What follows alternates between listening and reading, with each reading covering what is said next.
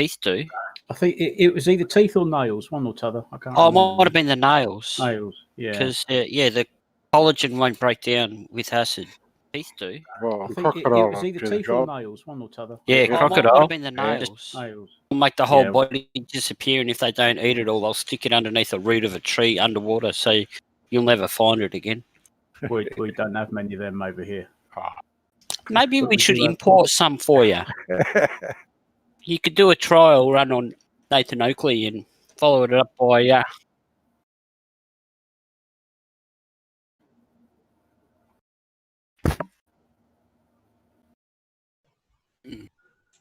Terry's got the test pattern up. Yeah, and the audio too. It's testing audio. They might hear us. They might be hearing us out there. Don't do that.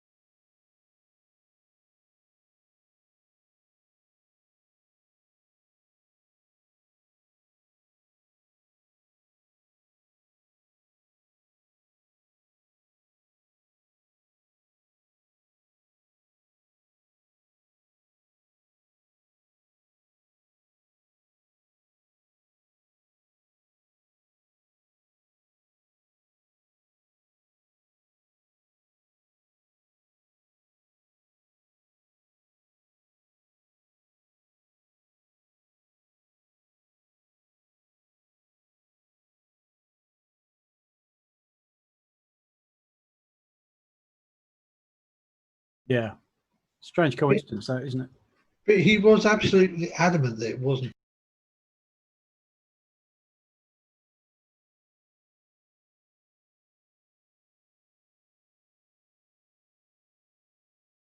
Oh,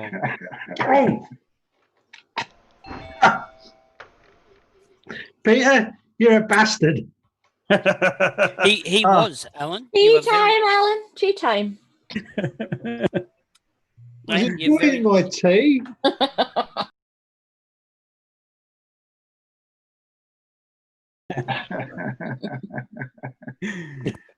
Ah, Oh, we've got I'll a wait till gravity he's done. guru with a no name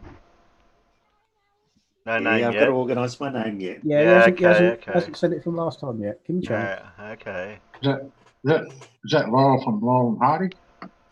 No, can't remember what his name was. well, Alan, I know Yeah, that that's your going keyboard on. hasn't had a shower for a while, so We haven't had a shower for a while. Just had a shower.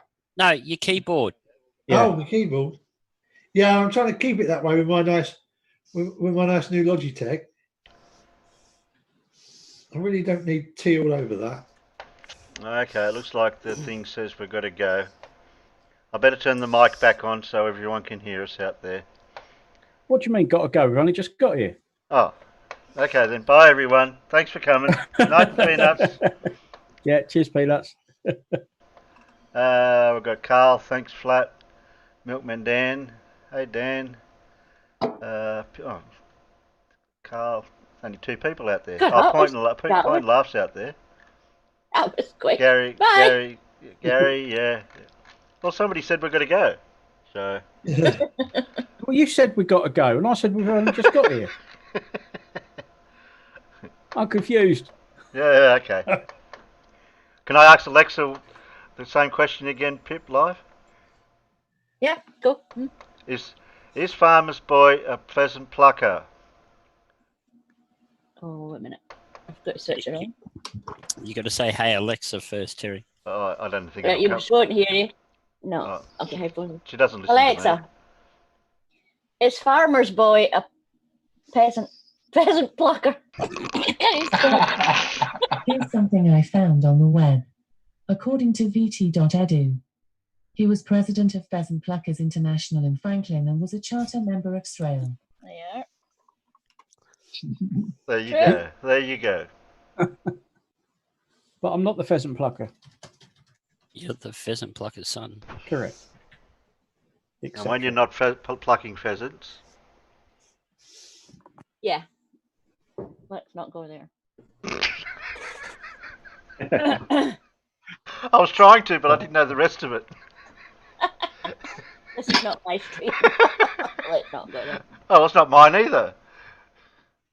Oh, well, it's Alan. Oh, well, we can go there then. Yeah. Sorry, Alan. Forgot about that. I don't know the words to it, so I couldn't do it any further. There's a song. Yes, about Sam, it. that's what we were trying to figure out what it was.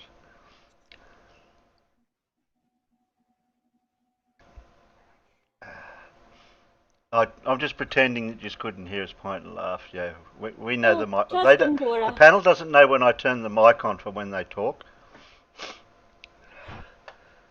Except for us that have got the live stream on in the background so that we know when you do it. Oh, okay.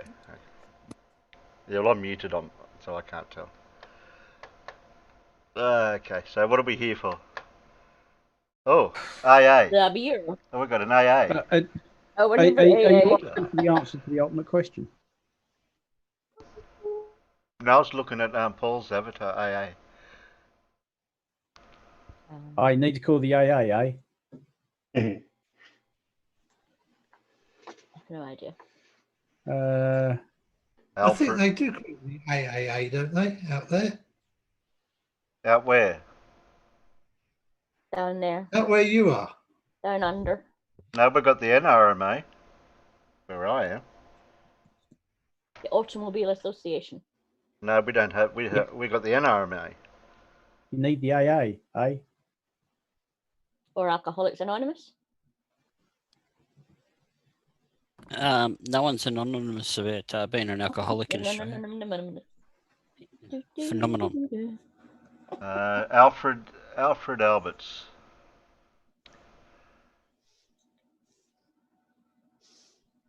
No, Who's he when he's at home? I don't know. I just make it up a name. Maybe his name's Alan. That'd be a coincidence. Yeah. Alan. Alan.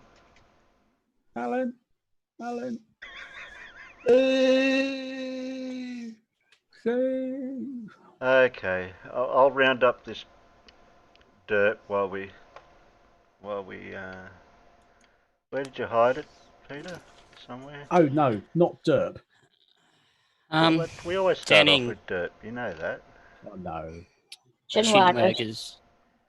Chinwaggers. Chinwaggers, Where do I Terry. hide chinwaggers? Oh, down here.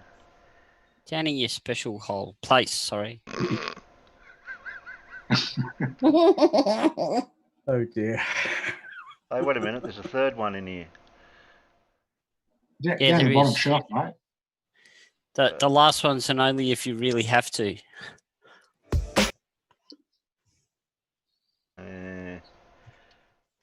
You'd have to really, really twist my arm for that one. Yeah, I know. Well, first we'll do this one. I'll just get it ready. Okay, pause that. And we've got this one. That one. And I'll grab... Get back there, you. And I'll grab it anyway, but if we get time. If we don't get time, well, I'll just flush it down the toilet. Ew. Yeah, you might want to take a stick in, Terry, because I don't think it will flush in one go otherwise.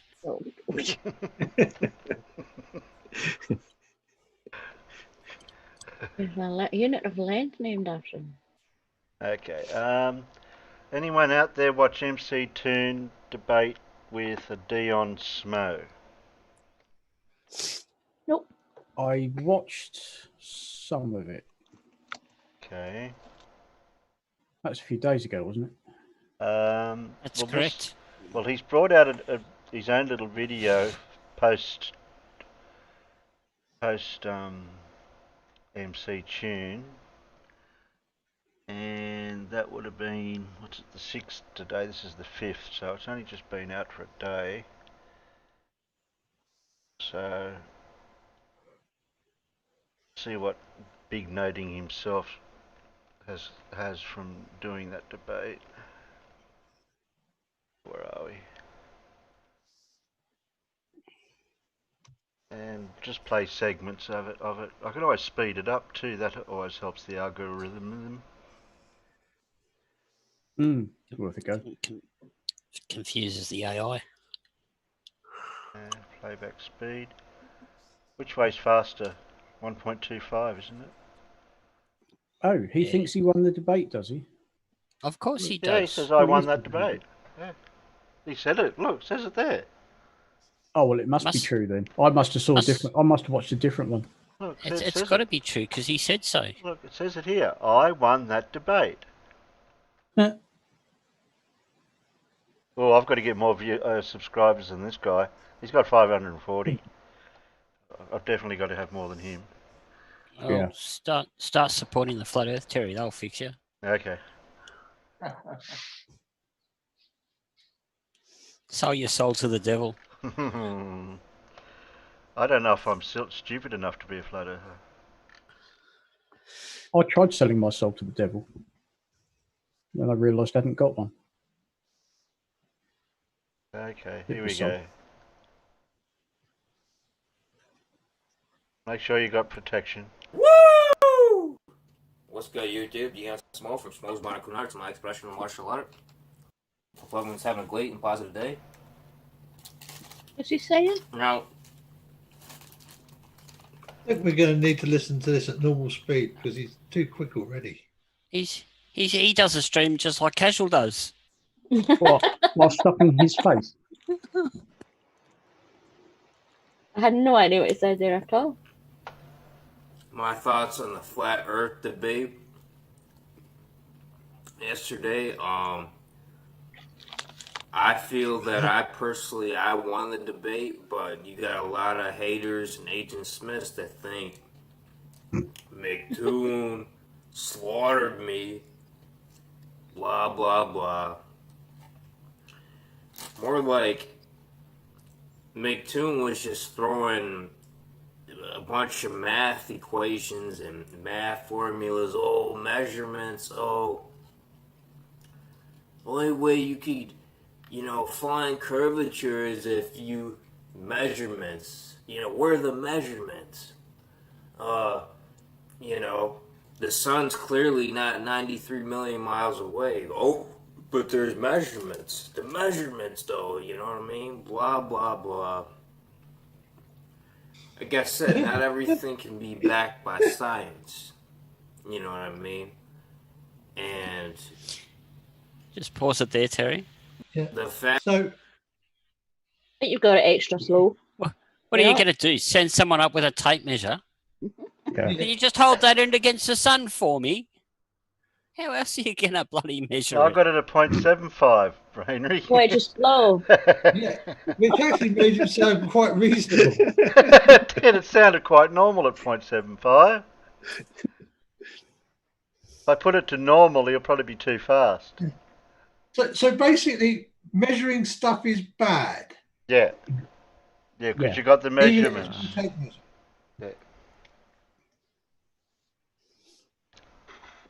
Yeah. Oh, pardon me. No, we can't have measurements. That's just wrong.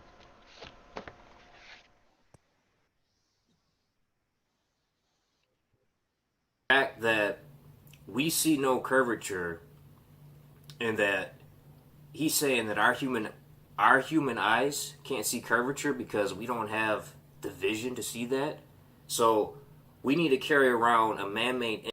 Is he mincing the wordings that he's remembering what MC Toon explained to him about why we can't see things?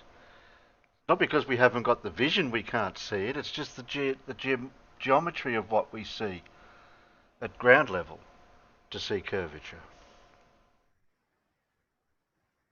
Unless you get up And high.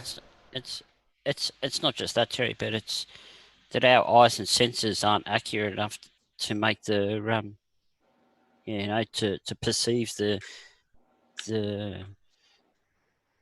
curve, because of the amount of curve that we can physically see is so minute. We can't we can't make those measurements accurately with our senses. Our senses are crap. Yeah. Of course our sensors are crap. It's not like you can stick your hand in a bucket of water and say, that's exactly 24.3 degrees. No, best you can manage is putting your hand in the water and going, bloody Ow. hell, that's hot. Ow. I thought you burnt stick your myself. elbow in a bath of water to tell when the baby's water's just right. Yeah, but all that does is that gives you a fairly close indication of your You body ain't gonna temperature. Burn the baby.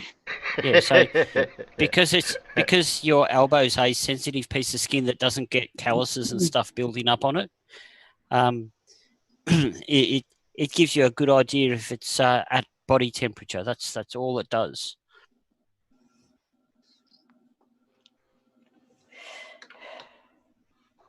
instrument that has fisheye lenses that taints the picture.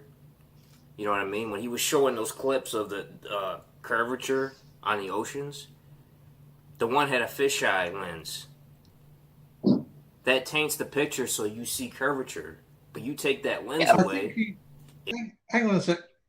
I think he's confusing fisheye lenses, which are ultra wide angle and not rectilinear, with telephoto lenses that make things very, very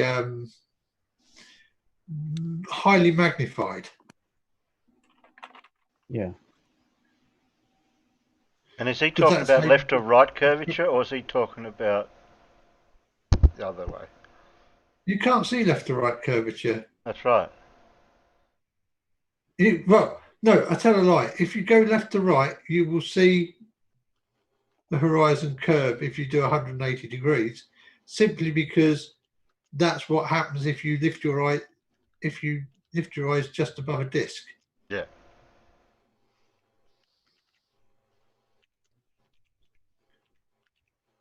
It's flat. So, like I said, I feel like I won the debate. Like, you know, it was more of a math class, if anything. And like I said, physics isn't my forte, but you can't always use physics or, you know, man-made mathematics, the man-made system of mathematics to, you know, always prove everything. Some things are just is. And you can use all the measurements and mathematics you want. We live on a flat plane, and we live in a dome firmament. And us flat earthers can discern that with our own two eyes. We don't need science or mathematics. So if you guys that think the moon is 200... He's sitting there with the takeaway food stuff in his lap and talking about we don't need science or mathematics, when something that he's got sitting on his lap wouldn't be there unless it was from science and mathematics. Yep. Or in front of the camera even. Which is the most obvious. Yeah, I mean, if it wasn't for science and mathematics, he probably wouldn't have the clothes on his back, the furniture, or the computer or mobile phone or whatever it is he's talking into that is connected to the internet that he wouldn't have. Yep. Can I just say, why is he eating food in his bathroom? Disgusting. We think it's his bathroom. That looks like a shower curtain to me. That's a bit, doesn't it? Probably just his curtain, but 36 miles away, and that you could use measurements to prove that. I don't know what to say. You really think the sun is 93 million miles away? There's nothing I could do for you. Like, you know what I mean? Like, there's nothing I could say to, you know. I will say this. I don't think the sun is approximately 93 million miles away. I know the sun is approximately 93 million miles away. Yeah. Yeah, we checked. Yeah, because we checked. And not only once, but more than once. Yeah, same with the moon. I absolutely know that the moon is has orbital radii that we say they do. Say it does. Yeah, we checked. So, no debate there. More like a bullshit math class. I won the debate. Okay. I'm going to say kill the stream. He won the maths debate. Was this live streamed or did he just upload it? Uploaded it. He just uploaded that. Yeah. I won the debate because I say I did. Yeah, that's right. Yeah.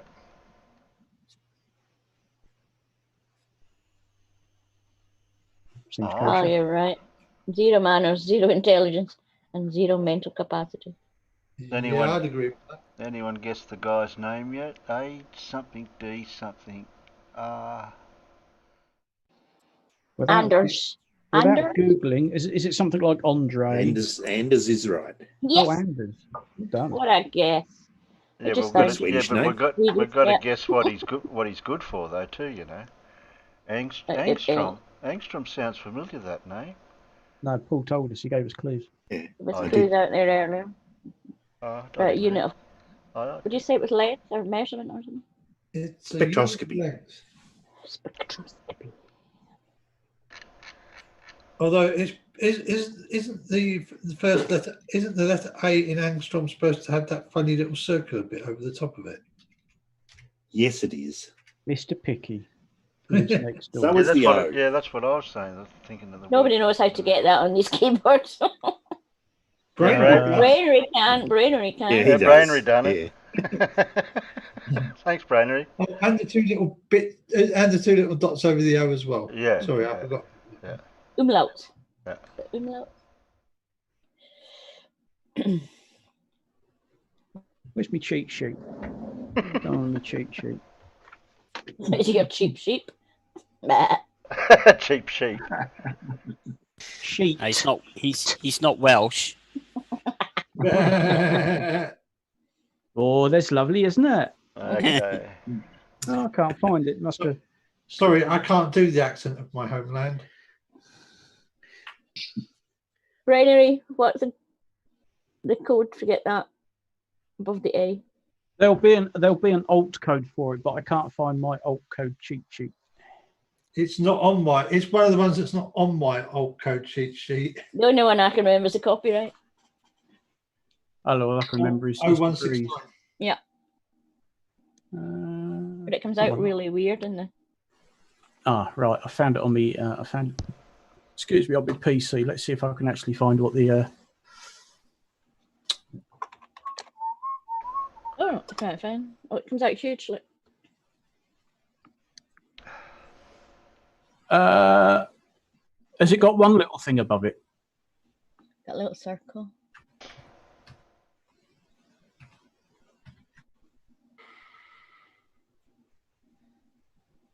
Is it?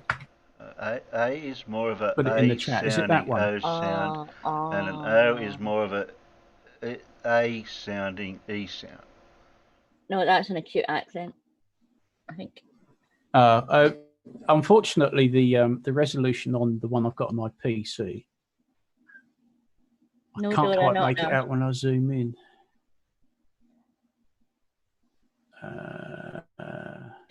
Dora, we all have English keyboards of one description or another, I think. So we are not foreigners. So we don't have easy access to those funny bits. I think it's that one. That's it. How did you get that? That's Alt 0197 or 0197.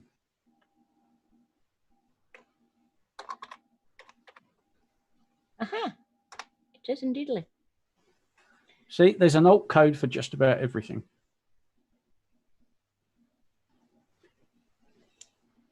And here is, I think, one of Alan's favourites. What, 198? AE, isn't it? Yep, 0198. The Ash. Yes. One of the letters we dropped from the alphabet. Yeah, in all the RAF circuit diagrams I ever used, we always used AE as the abbreviation for aerial. Oh, sorry, Ash. Yeah. As the abbreviation. See the logic in that.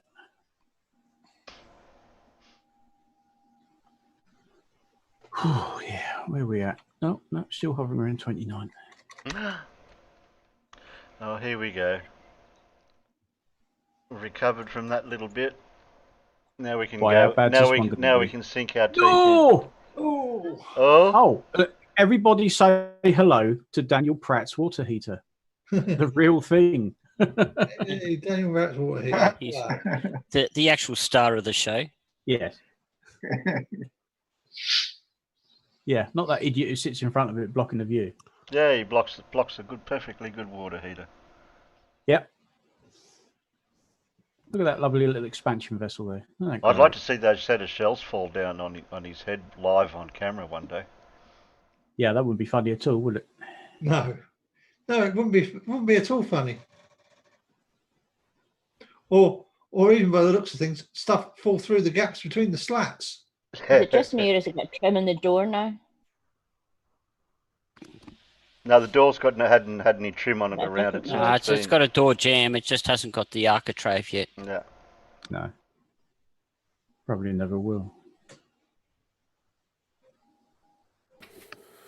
Right, but it looks like his plaster's slowly wearing away. I'm going to pose it as a challenge, but only to emphasize that these globe proponent compulsive liars will never do the actual science to prove the lies that they spew out of their mouths regarding their globe. I've done numerous videos on the world record helicopter hover. It was for over 50 hours. A helicopter hovered over a parking lot in California. Yeah. If you don't believe that, then you can just watch any helicopter ever just take off and hover for a half hour. Or even 10 longer minutes it depends how much on a petrol they got in spinning globe. If they got enough petrol, how long could they hover for? And I bet the Earth did not move underneath them. Yeah, well, they would have put extra tanks in that one, wouldn't they? Yeah. Yeah, or since you shouldn't be hovering a helicopter very high anyway, maybe they just refueled it from the ground. It could hover for indefinite then, couldn't it?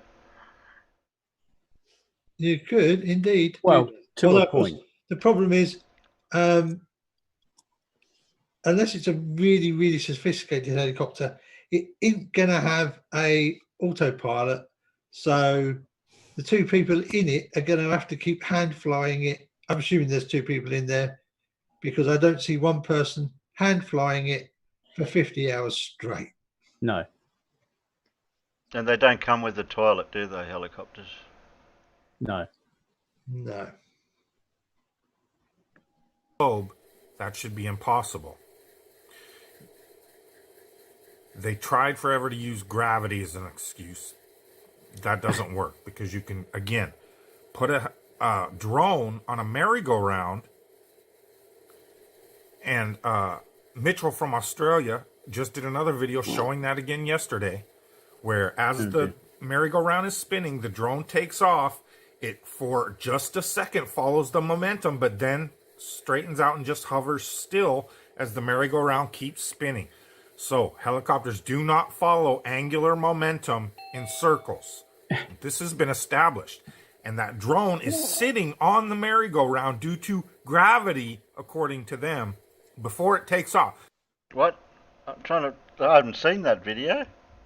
Oh, God. Of course, the one thing he's forgetting is that as the air is not going round immediately above the merry-go-round, the minute the drone leaves contact with the merry-go-round, air resistance is sapping that angular momentum straight out of it. Oh, I get you. Yeah, as the merry-go-round's going around, the helicopter was actually stationary with the merry-go-round, and then it took off. Is that what happened? And of course, it's not going to maintain its angular momentum because the air it's moving into is stationary in relation. It has a negative angular momentum essentially with regard to the merry-go-round, so it will just drag will just slow the damn thing down and stop it.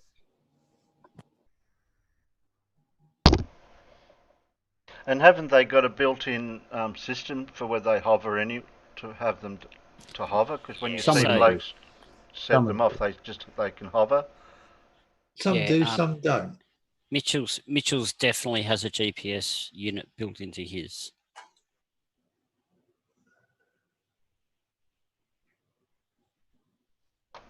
Play, please.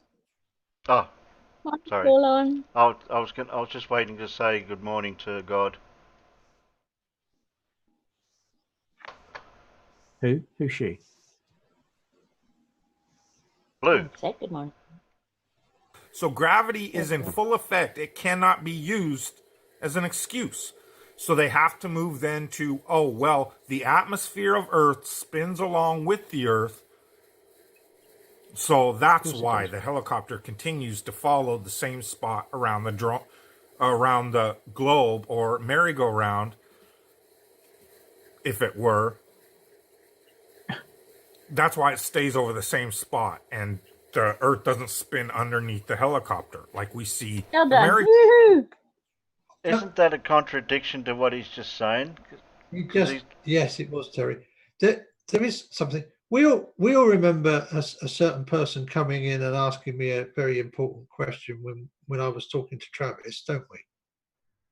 Well, we'd been talking about Coriolis, but we showed a bit of video of Tom Scott in a revolving room. Now, if you were to do the drone thing in the revolving room, assuming the drone hasn't got GPS that's going to try and keep it in an actual spot, I would expect that drone would, you could hover the drone and it would carry on revolving with the room, since the air is still going round as well.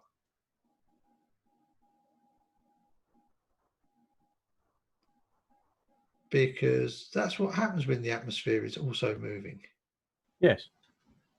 Well, it's like if you're driving along a car, you throw something out, the momentum is still with the car, but once it leaves the outside the car, the air will grab it and slow the momentum down, and it'll be left behind with it. Yeah. Indeed.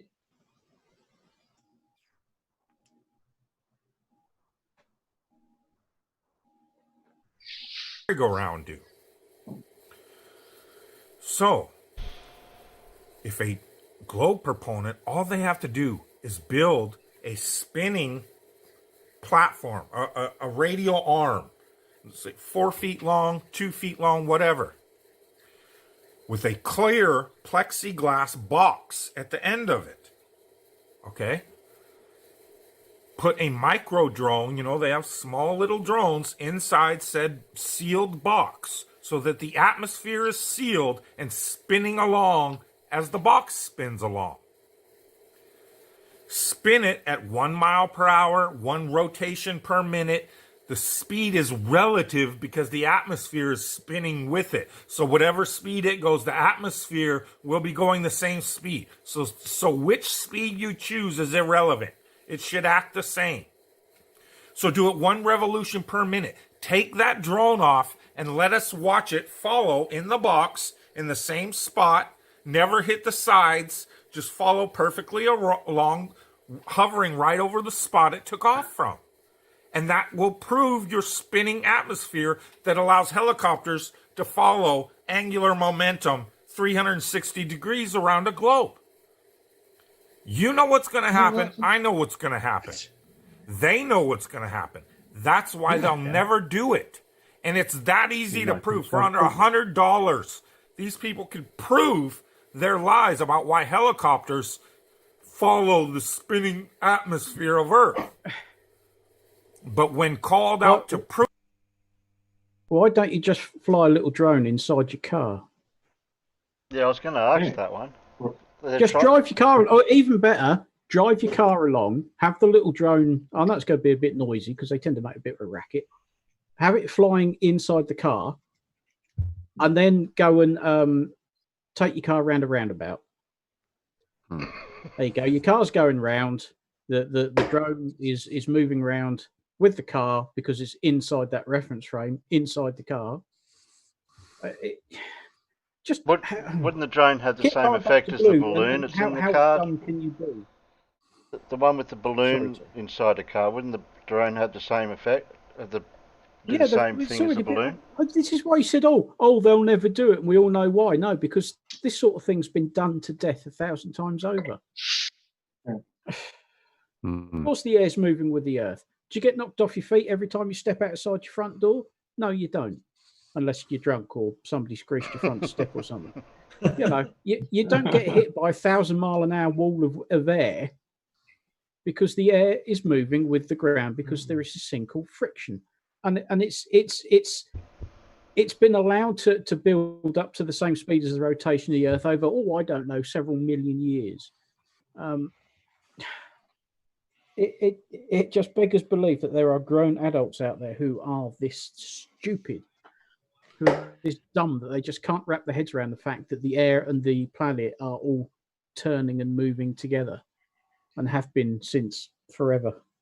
Yeah, farmers, I think we have to remind them it's a question, not a challenge. Exactly. This is why I think Blue has hit the nail on the head with his statement at the end of every one of his videos. Yeah, it's not a challenge. You don't have to try and out-derp each other all the time. We know you're stupid. Can you please stop showing the rest of the world just how stupid you are? We've had enough. Yeah. How did I pronounce stupid? Carl Edwards loves it. We could do this test for under $100, you know. Can we? Okay. Mm-hmm. You know what? I didn't. You could put trim around that fucking door for under $15. I didn't see Big Blue sneak in. Yeah. I said I mentioned his name and he's here. That was the ding dong a little earlier on. And I said God was here. Yeah. We all rose. Good morning. Oh, I see. I pronounce it stupid. It is pronounced stupid. Well, Carl seems to think that most people pronounce it stupid. Stupid. Stupid does. No. Dan. What did you say? Stupid. No, Danny's stupid. Actually, no, it's pronounced dumb. Well, Forrest Gump had the same, didn't he? Stupid as stupid be. But it just never ceases to amaze me just how stupid grown adults can be. I mean, come on. You're just playing a game. Please tell me you're just playing a game. Well, we've still got another less than a minute and a half of stupid. I mean, derp. Oh, whoever. Prove it, which again, I just gave them how to prove it. They'll never do it. They'll come up with excuse after excuse after excuse. And even if I bothered to take the time and expense to do it myself, they'll still deny it. When you perform the action... Just like them. We've seen these experiments, haven't we? I was going to say, Terry, it's just like them. Every time we show them or give them the evidence, it's hand wave after hand wave after hand wave. Yeah. Yeah. Yeah, but he was going to say... Don't forget, they're looking for the truth.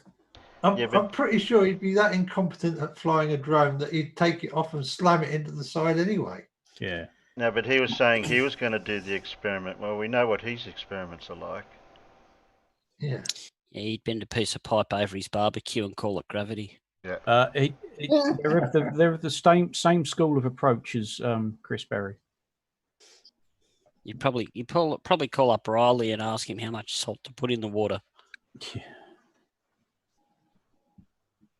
Actual science, you could do the same thing with water and a car. You could just get a clear tube of water, bend it into a 360-degree circumference, fill it with water, seal it, and then if you got some kind of RC boat or car, waterproof car, and have it go one direction through the water and another direction through the water, and see how long it takes to get all the way around each to the same point, each direction.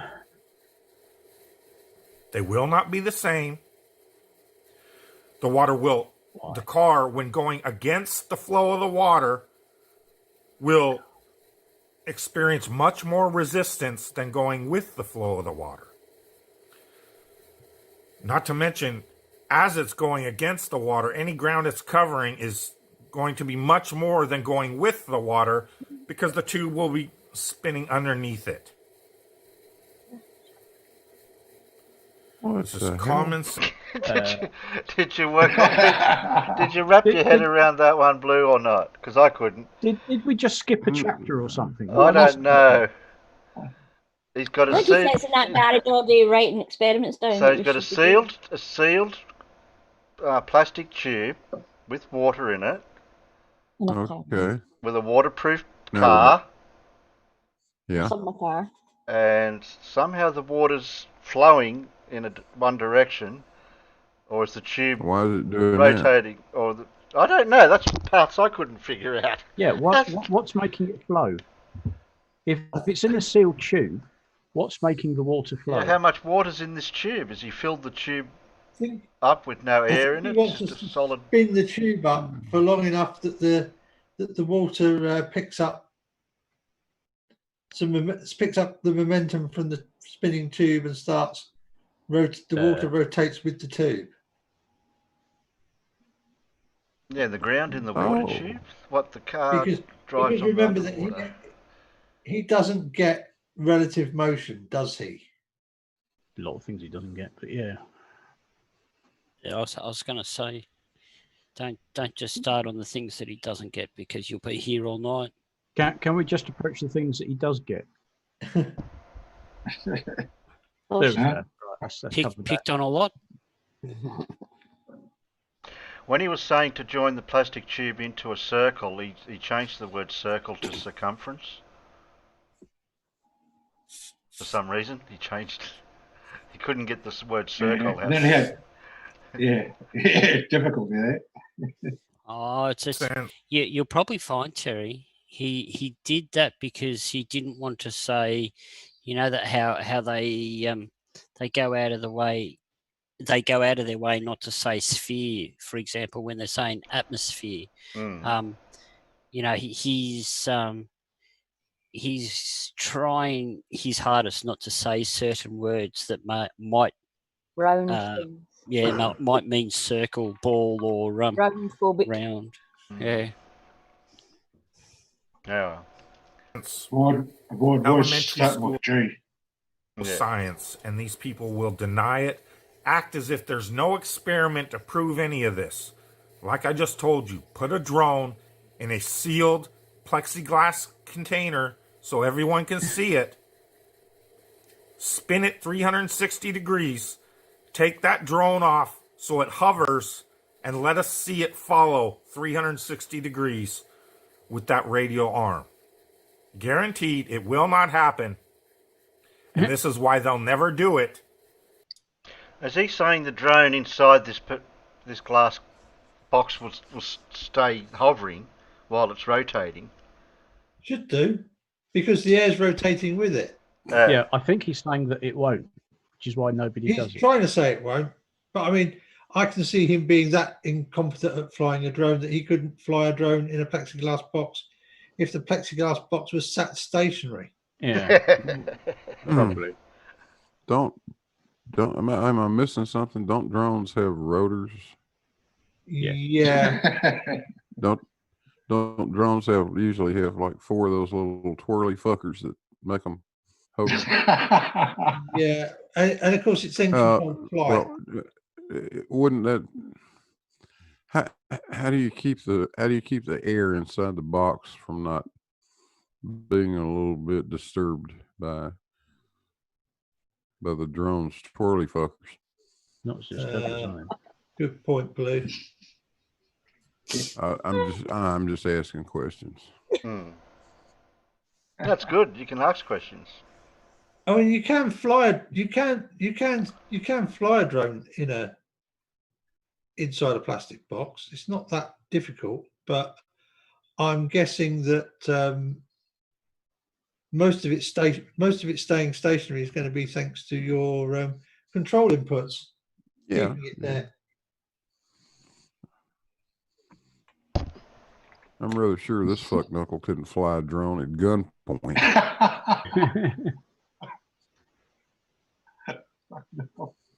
Oh, this is nearly finished. Because it will disprove their imaginary globe. Thanks, y'all. Have a great day. Oh dear.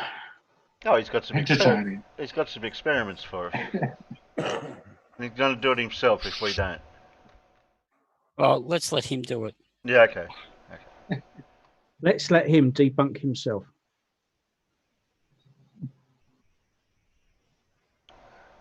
And I'm convinced they think the word debunk means getting out of bed.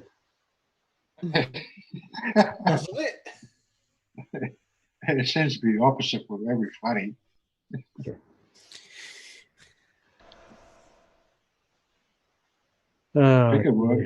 Get him to do an experiment with a fish tank. How long he can hold his head in it when it's full of sulfur fluorohexide or whatever. I've seen some videos where they've get the drones, put them in the back of a van, or is that a helicopter they put in the back of a van? I know it's one of the that two was a things. drone, Terry. I'd hope it was a drone. Putting the helicopter in the back of a van, I see a very big van. You'd have to pull it apart first if it was a helicopter. Or a very small helicopter. Yeah, it was a radio-controlled helicopter. It wasn't a I was full-size going to one. say. Jeez, Farmer, what do you think? I'm stupid? Excuse me, mate. I need a van. How big? Big enough to get that Chinook in it. Oh, that Chinook it up. I see somebody actually built an RC Chinook. Christ, that'd be quite. I mean, yeah. I mean, they're impressive things to watch flying anyway. Particularly when they come over so low, you think you're going to take the bloody roof off your house. Saw a helicopter chase Tom Cruise into a train tunnel one time. Oh yes, that was the first Mission Impossible, wasn't it? Yeah. Yeah. The Eurotunnel. Those Chinooks, they give a lot of air pressure off too when they're pretty close. Yeah. Place I used to work, there was an air base nearby that has since been shut down. I think that's where they put people they're going to deport back out of the UK. And they had Chinooks, and one afternoon, 5 of them came over our building, and I swear they were no higher than 100 feet. Yeah, I feel like chopping through the air. And I think everybody who was sat upstairs, it was a big long building. It was all an open plan office, and I think to a man, all of us looked up at the roof and were waiting for it just to lift up. You couldn't just hear them; you could feel them. I mean, one went over, we went bloody hell, and then the next one, and the next one, and the next one. It's like, oh come on, you're just having a laugh now, aren't you? 5 of the buggers came over. I really thought we were going to lose the roof. It certainly felt like it. I think Sam Cam's just pointed out the next Mission Impossible movie.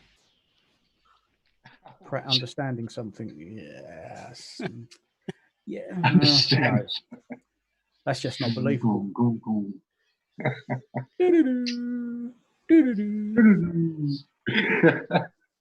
Your mission, Jim. Should you choose to accept it? Yeah, stuff that. No, bugger that. I'm not doing that one.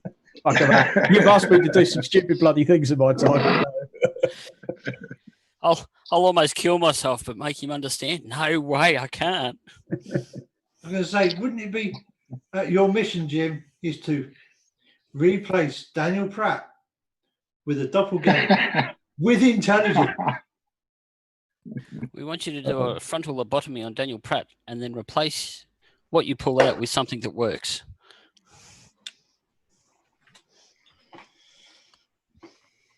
I'll have to make a music tune for that one. Daniel Pratt. Impossible.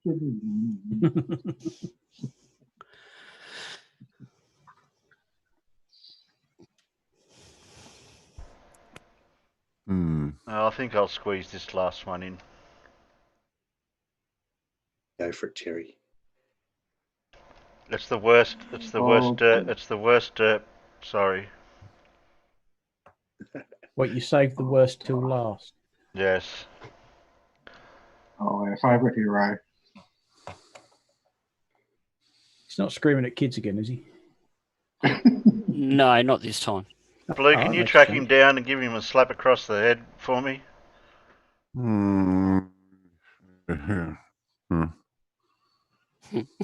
I mean, it's a waste of energy, but it'll just feel good. Yeah, it would feel good. I agree. Well, He's on the East Coast at the moment.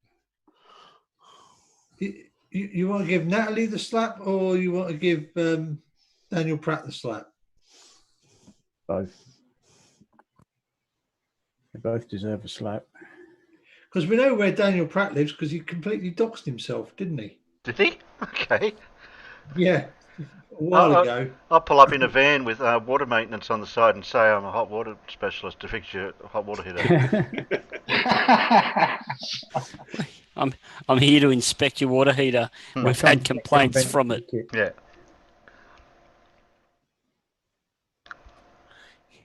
You're subjecting it to cruel and unusual punishment by talking in front of it. No. How much of this is actually? Up till about 2 minutes. I think it's about there. Just about there. 2 minutes 24 or something. So you've been reading your Bible for years. I got 3 questions for you about the Bible, and I'm not trying to put you on the spot, but the Bible says be able to give an answer for anything you believe, right? So God said he put the sun, the moon, the stars in the firmament, right? Did he put the earth in the firmament? Is he on a horse? Come on, Gio. I guess he did. No, he's But he walking didn't his say dog. that. No, he didn't say it. You're just But there's guessing? some things, yeah, there's some things You're that just he guessing. did. I was walking in. True. I'll agree. He doesn't have to say Right, he everything. don't have to say everything. Gio, watch Because, out. Thanks, love. Because of who he is. Okay, second question. Earth says, he says the earth is established, it's immovable. He says, be still, know that I am God. Do you think the earth spins 1,000 miles an hour, according to mainstream science? It says that. Yeah, it but depends God on says the opposite. Right, but if God says, whatever God says, that's what I believe. Amen, me too. Yeah, let God be true and every man a liar. I'm going to come around you so Gio stops. All right, last and final question. If we're on a ball and people in Australia are below us, where is God according to them? Anyway, he's all over. But he says he's above us in heaven. He's above us, but he's all over. He's everywhere. Omni- God can be anywhere. He's omnipresent. Yes. Omnipotent. Yes. Great, I agree. He can be everywhere. He can be everywhere, but it says right now that Jesus sits at the right hand of the Father Yes. on the throne of heaven. Yes. So do you believe in space? Because God says what's above you is heaven, and mainstream science says what's above you is a black. I believe God. Amen, me too. I like this girl. You're awesome. What's your name? What's your name? Juliet Palmer. Juliet, real quick, I got a flyer. I've been doing this for 5 years, Sharon. Okay. Gio, relax. You have a good day. My right, email's on there. If you get any questions, you please hit me up. I do this full time. Outstanding. You be blessed. Gio, let's go. Deuteronomy 28, he says, if you obey God, you will be blessed. If you don't obey God, go read that verse. Oh my gosh. Let's go, Gio. Enjoy your walk, love. We see no curvature. Oh, what a wanker. Right. Jeez. Well, why is this prick walking around with no shirt on? Yeah, well, has he got a fetish or something? Or what? I like Carl's one. Dick Waffle Toad. You just made that up, Carl. What is omnipotent? Yeah, omnipotent. Why doesn't he know the word omnipotent?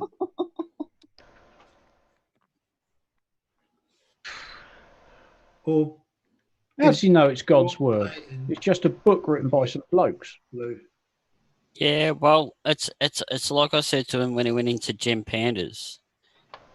When he started using the Bible as quotes for evidence for the flat earth, I turned around to him and said, well, you do realise that means that you have to prove that God wrote them and that God's real. Yeah. So show me that evidence first, then I can listen to your evidence from the Bible. I bet he didn't like that. No. I wonder if he's still dating the first grader teacher, I mean. Oh, ouch. Yeah. Well, he had to No, I correct think it's himself. more I don't know. It's more to the case, Terry. How long is it going to be until she realises that he's got less brains than the people that she's teaching? Yeah.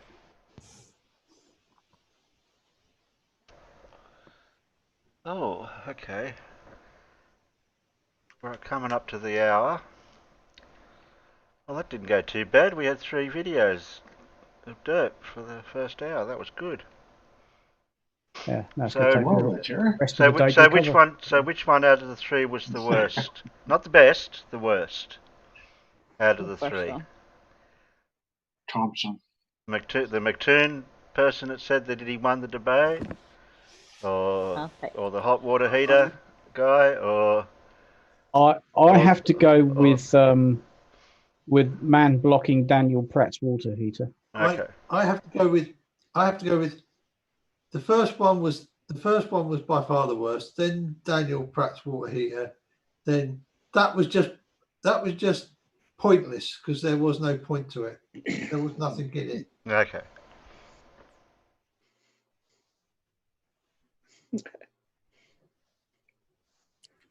Oh, we got a Miffet saying Thompson. We got a. Yeah. Oh, Yeah, well, I have to be on time. Now we're getting a Pratt. He's just typical hypocrite. Dan says I it's think three-way tie. Milkman Dan's got it, I think. I think he summed it up quite well. I'm definitely not going to read that out, Dan. I'm not going to disagree with it. Definitely. Are you talking to? I'm definitely. I thought I heard myself again then. You did. You did. You did. I was too slow. I sound terrible. I shouldn't talk. The voice from above. Put yourself on mute, Terry. Voice of the Mr. Wait a minute. I can fix my voice. Is this better? No. Okay. All hail Terry. Crazy Terry. I'll go back to normal. Your name not Bruce? I'll put it on like that when Blue talks.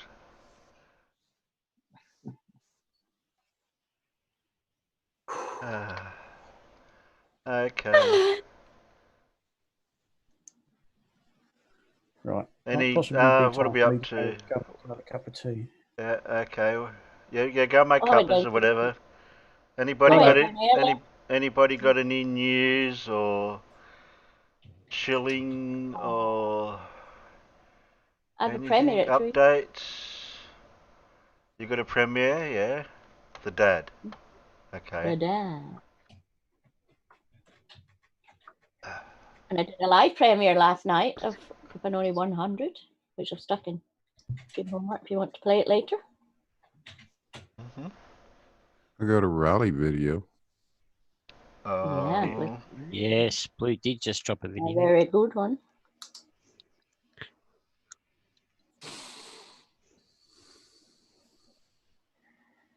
Why did Riley drop a video? No. No, Blue did yesterday. Oh, Blue dropped one. Yeah, I know Blue. Riley's been Yeah, I know quiet. Blue dropped one.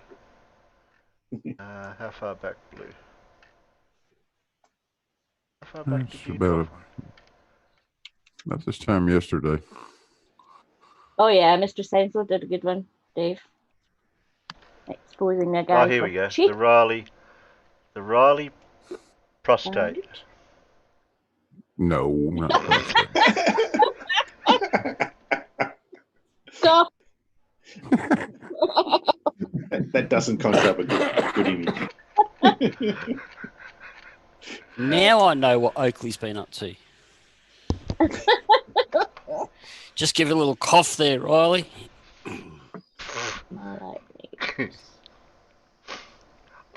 What, did I read that wrong, Blue? I think so, yeah. Oh, okay. Oh, not in there.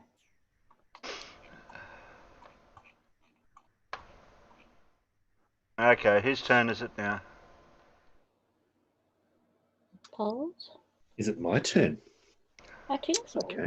Have we finished with guessing who Anders Angstrom did? Because I must have missed Yeah, I missed they all the- know who Anders okay. Angstrom is. There. Isn't it something to do with a Yes. telescope? No, nothing at all to do with the telescope. Oh. He measured terrestrial magnetism. He ran all over Sweden measuring magnetic fields of the Earth for a long time and processed all that data. And then he basically developed spectroscopy. So Quantum Eraser would be really quite angry with him. Have you seen what Spurs Chemo just dropped in any other vids, Terry? No, I don't usually watch them. Flat Earth ISO, edge found and distance to the ISO. You just don't tell him that I don't watch them. We'll be right. Let me poop emoji out. Poop. All righty. Uh-oh. Bad tattoo. Tattoos today. So apparently you only life once. This is true. This is what I find, yeah. That was I only close. life once. Close, but no cigar. That's close. Yeah. Oh dear. Yes. Imagine that. A tattoo with a dot to dot. And a terrible one at that. Kind of looks like a big turd on his back. Oh no! I quite like that one. I think that was funny. Yeah. It is funny, but imagine when he's older.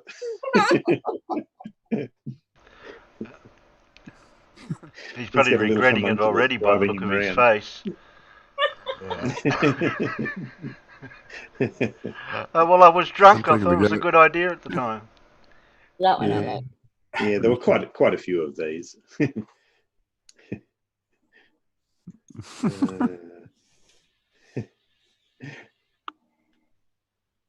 Oh dear.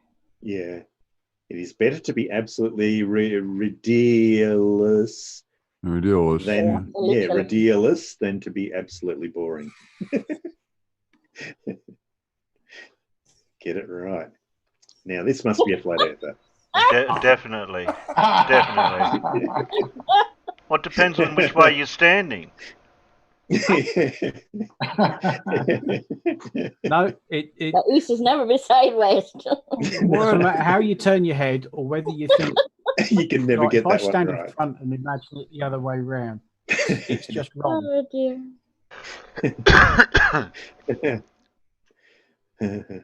I thought this was clever.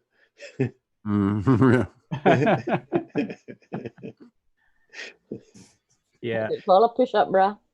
Yeah, that's right. Yeah. Test tattoo, please ignore. Yeah.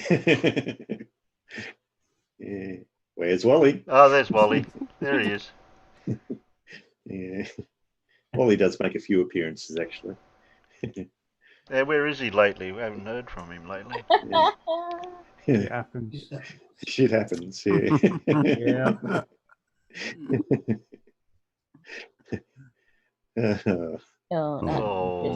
Now, I'm not sure whether this is an actual tattoo or whether it's just his mates got him with black texter while he was asleep. I don't think that's black texter. Or he's a gang member. Yeah. And then he'll complain why he can't get a job. Yeah. Why everyone laughs at him. Yeah.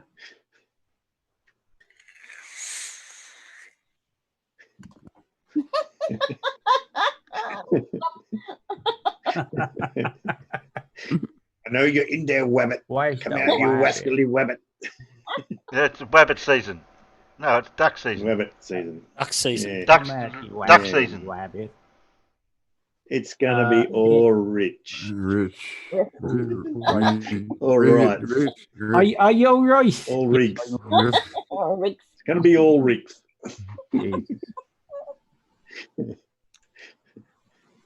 An odd tattoo to put on yourself. Oh yes, a McDonald's receipt. Yeah. It would make it easier every time you go to McDonald's. You can say, can I have one of those, thanks? Yeah. Oh, no. Yes, and you're next. Suckling. Yeah.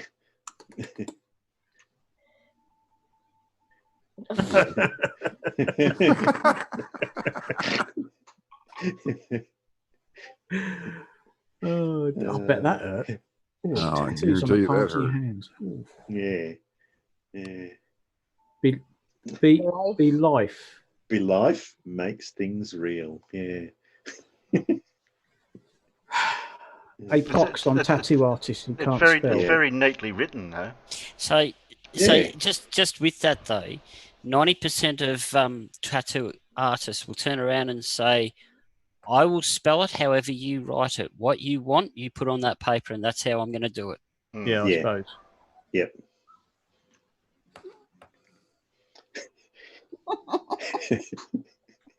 No leggy. No leggy. Yeah. No leggy.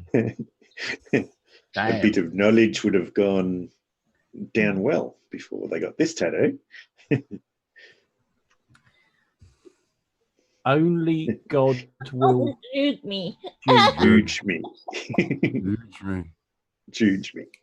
Yeah. Do not judge others, lest ye be judged yourself. Yes. Consider the lily. You have to be a you have to be a dickhead to have a tattoo like this. Yeah, well, look what he'd had done to the ears and everything. I mean, that just. Yeah. Oh yes. Plan ahead. Always remember to plan ahead. Yeah.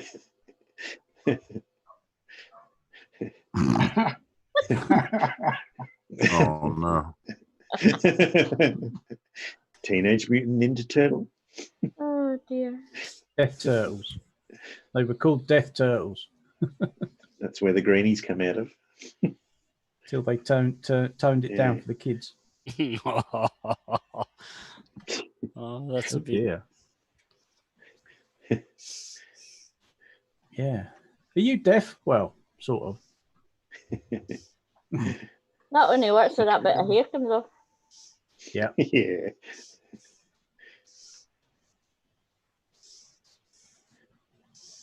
Forever. Grateful. Grateful. Greatful. Yeah. Oh dear. Well, the letters are the right. Got all the letters right letters, but just not in the right order. You're just in the wrong order. That's all. Yeah.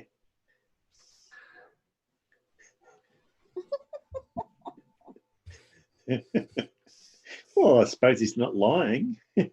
No. Is it something you really boast of, though? No. Oh dear God. Oh, isn't that the Why? famous? Isn't that who did the Scream painting? Yeah, but Scream doesn't look like that. No.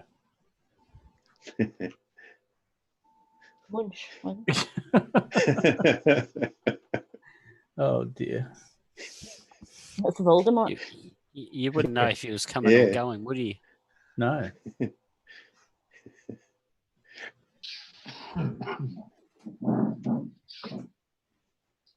Where's Wally again?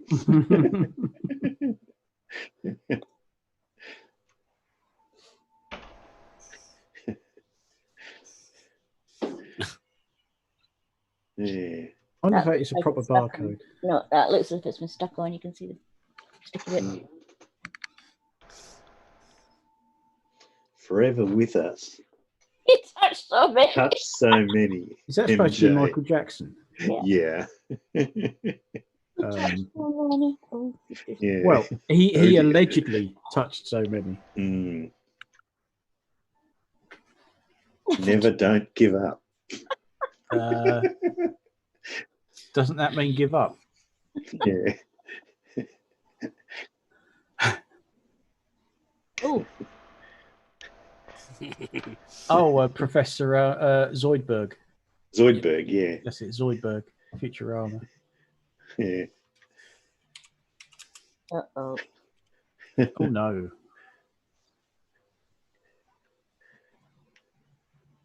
Just no.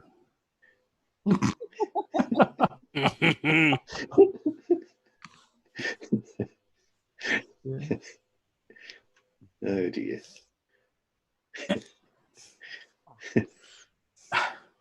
Bizarre. It's a troll doll.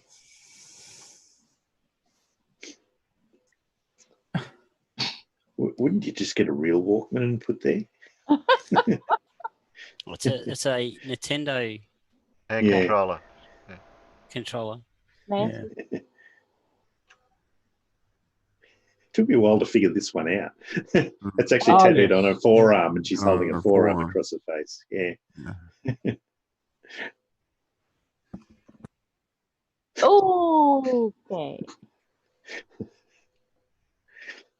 That's freaky. That is freaky. Yeah. That's got to be photoshopped, that Oh one. yeah, there's no way that's Yeah. That's not.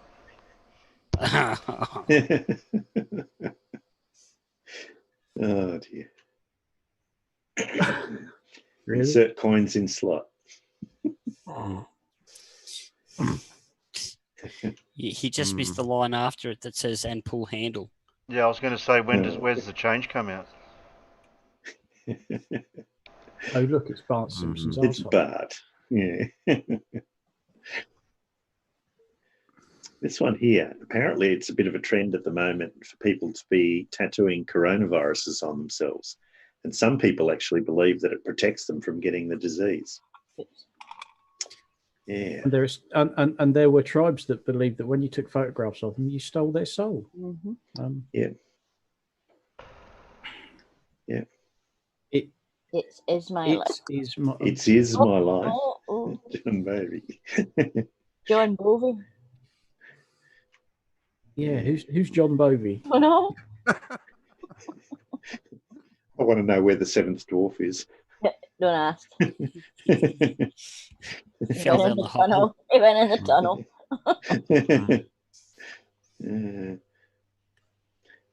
Thunder only happens. Thunder only happens when it's raisinal. Raisinal. Yeah. Ouch.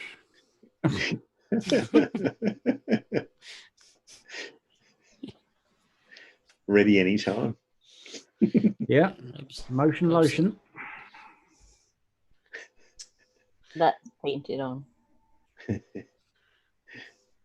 Ow.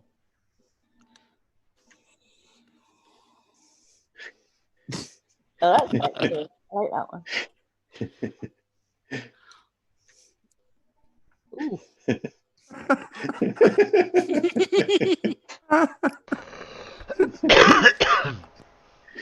You got a head like that, why not? Yeah. Well, I suppose, yeah. Yeah. Oh, I've seen these things before. It's a stump. Yeah. Just in case the shark comes back. Mm.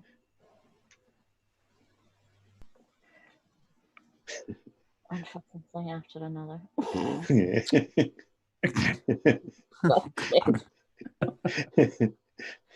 Oh.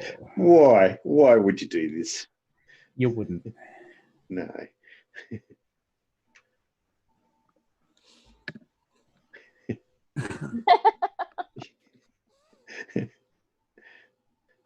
Your to-do list?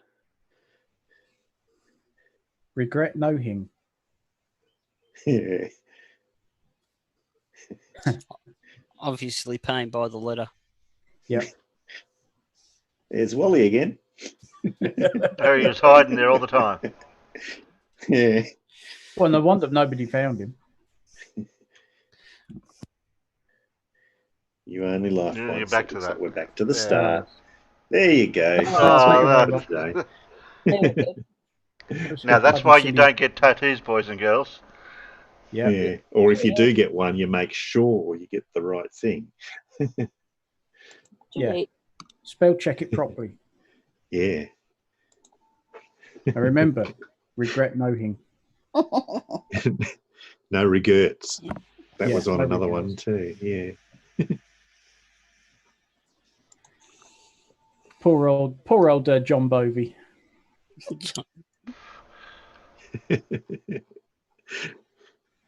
John Bovey. Yeah, but don't forget his number one hit. What? It's Is My Life. Yeah.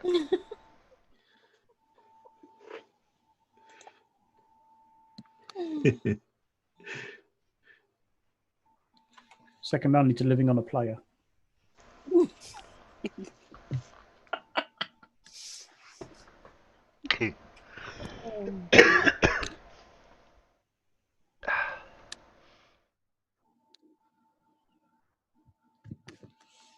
Right, are your brains in gear? Have we got easy ones? Well, I'll pick easy-ish ones. Okay. Easy for who, though? That's the question. I was out at the glass bin. I'll start answering now. Sorry, you're wrong. Well, you pick a category if you want a certain category. I can do Trivial Pursuit. I wouldn't say they were that easy. Well, you got general knowledge, science, and what else? Can I take development of the tank for 50, please? Entertainment. No tank questions. Geography, entertainment, history, art and literature, science and nature. We've done them all. And I'll take manned space missions for 100, please. Okay, I'll just look through. Okay, right. First question. Dr. Susan Lark recommended what cure for menstrual cramps?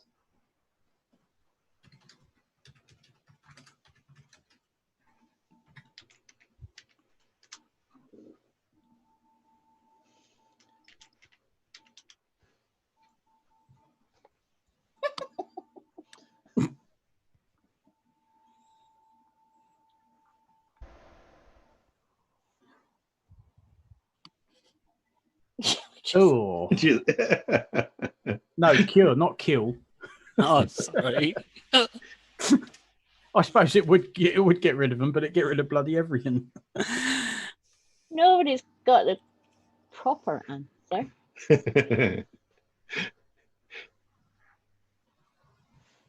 Okay, I'm going to tell you. Well, that would help, Peter. Yes, orgasm. An orgasm. Increased blood flow helps, apparently. Oh, well, Paul got it sort of right. Close. Yeah. Ish. You can't have one of those without what I said. True. In East Anglia, in England, what did they put in house walls to ward off evil?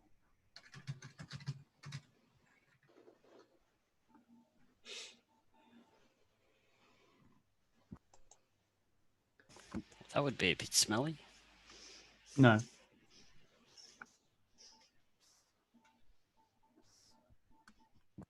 Yep, Hads and Farmers.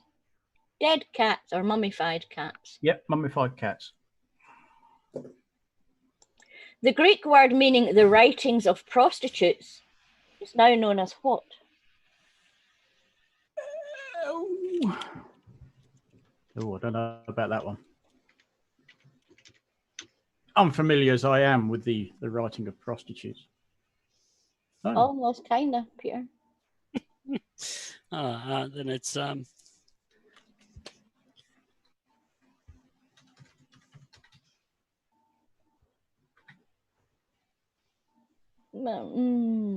go to Has because he got it bang on.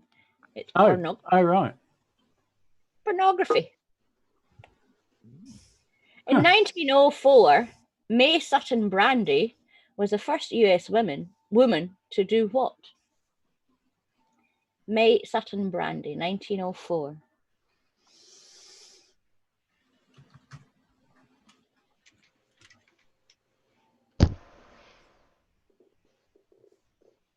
No, I'm going to give it to Carl. She was the first American woman to win Wimbledon singles. Oh, tennis. Most of these animals are bisexual. What animal? I wanted to read Dan's answer out. Leave the kitchen without permission. Okay. Can you read that question again, please? Yes. Most of these animals are bisexual. But what animal?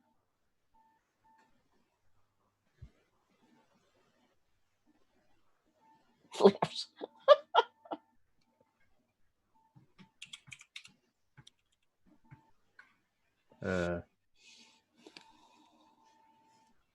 No, nobody's got it. It's giraffes. Oh. I did not know that. How frightfully random. What is the fastest growing religion in Ireland?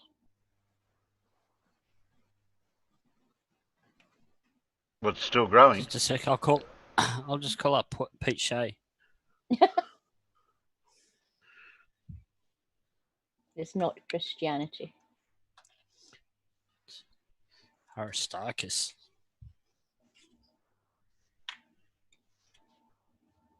Pastafarianism. Flying spaghetti monster. All hail his noodly Oh. appendage. No, nobody's guessed it. Buddhism. Well, it's not much for religion. One person in Texas is killed annually doing what? Oh.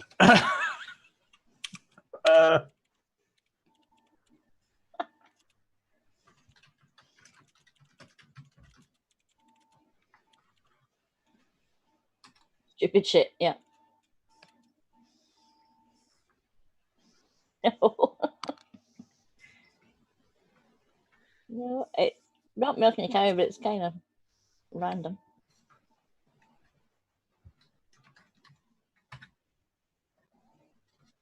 No, nobody's getting it. Painting road lines.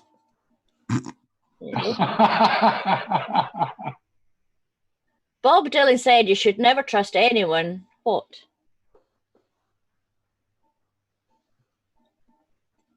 I guess I have to be a Dylan fan. Oh, practice must have started. That helicopter's just sat there.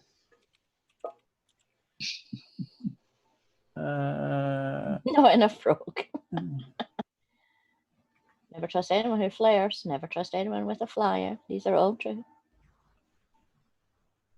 Never trust anyone who wears a hat whilst driving a car. It's true. I'm going to have to go through these questions, but nobody's getting the answers. I haven't a clue what the actual answer is. But you look at anybody who drives whilst wearing a hat and see how dangerous they are, because they either tend to be very young or very old. Yeah. The answer is anyone over 30. What body of water separates Australia and Papua New Guinea? I haven't a clue.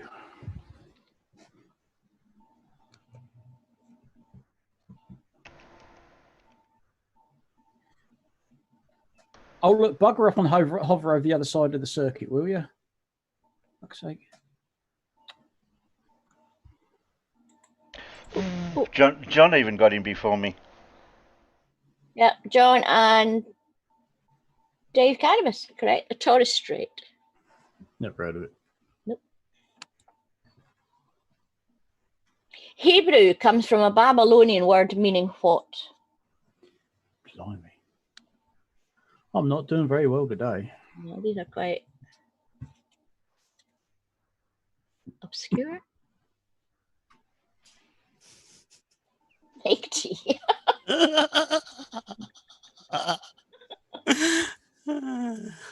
Oh, I suppose if nothing else, I can see exactly where the start-finish straight is. Yeah. Because that helicopter is just sat above it and has been for 5 minutes now. Carl Edwards, you're almost correct. I'm going to give you it. It means vagrant. Hobo. Ejaculation comes from the Latin meaning what? Gosh. I think I'll get another one. Oh no, not only ask that one.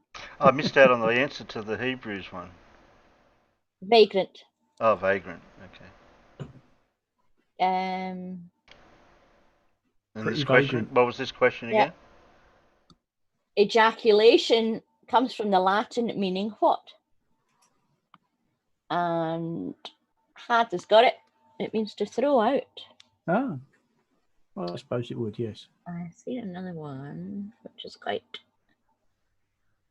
And I lost it. Oh yeah. In some religions, mistletoe represent God's what?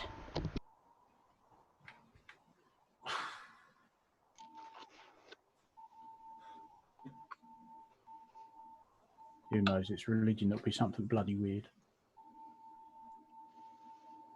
Well done, Dora. Testicles. There you go. Told you. The first what was installed in Antarctica in 1997?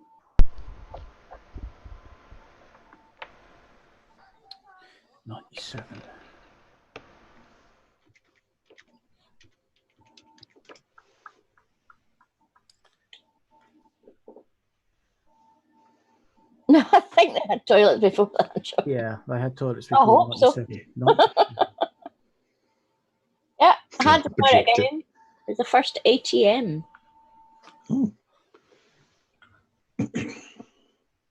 Okay, easy one. In 1979, who sang about walking on the moon?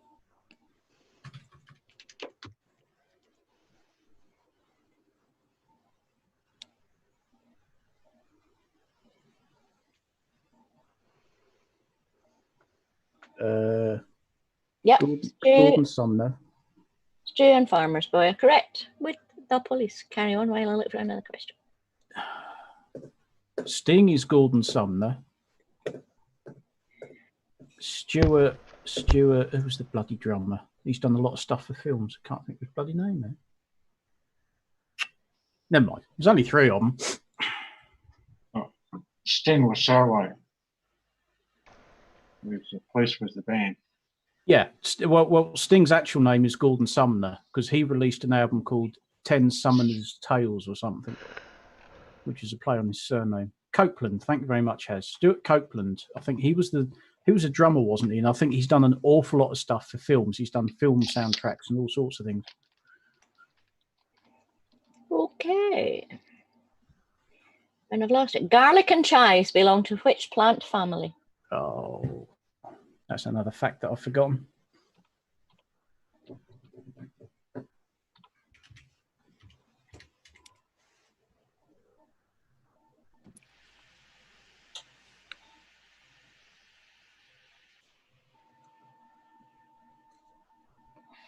Nobody's got it.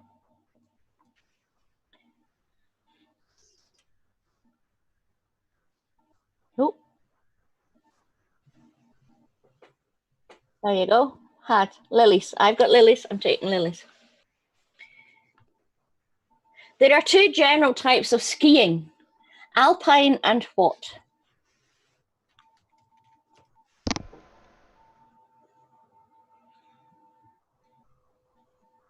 Eucarium.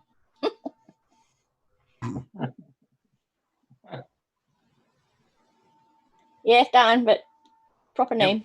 Yeah.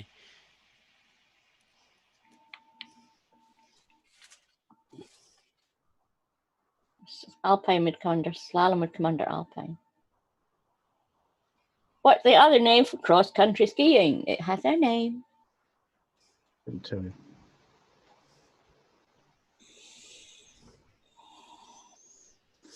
Oh, there's boring as hell to watch. Okay, no one's going to get it. It's Nordic. Oh, yeah, Nordic. Yeah. In what city is the Uffizi Art Gallery? Blimey. Uffizi? Uffizi?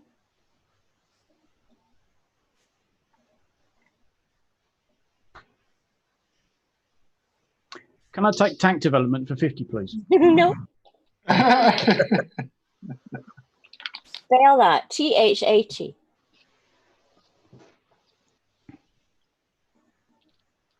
Yes, had. Florence or Firenze? It's in Florence. Oh. B.B. King gave his guitar what nickname?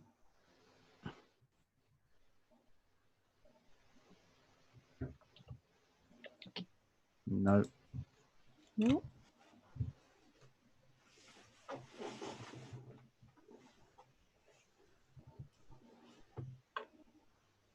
Yep, Irish Stu got it. I thought he might. Lucille.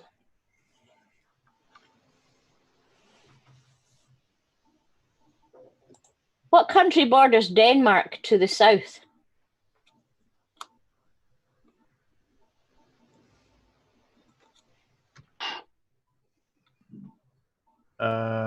My geography might be a bit off.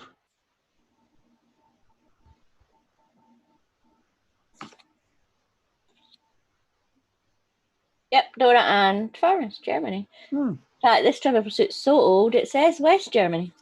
Aha. Now that, oh yeah, that I reckon you've got the set from about 82, 83. Probably. I think it is the original. Yeah. That makes it a collector's item. Yes, it does. Does it? Yep. What is a bore on a river?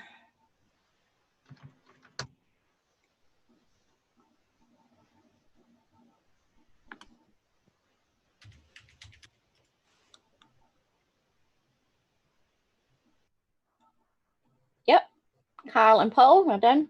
The tidal wave. Yeah. See, I'll put tide. Yeah, well, you can have it then. Oh, okay, thank you. I need the points. Doing so badly today.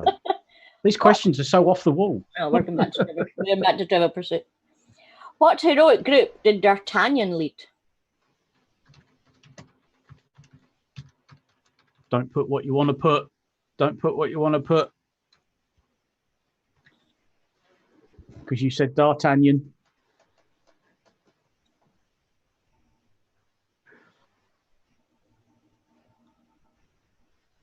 Yep, Milkman Dan and Paul, Three Musketeers. Not D'Artagnan and the Three Musketeers. No. What ocean is almost exactly half the size of the Pacific?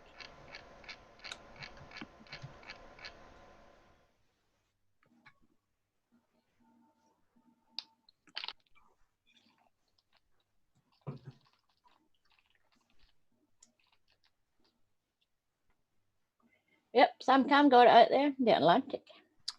Okay. Let's toss up between that and the Indian.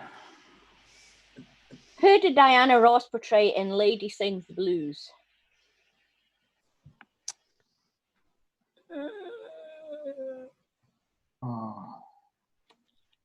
I don't really do Diana Ross, if you know what I mean.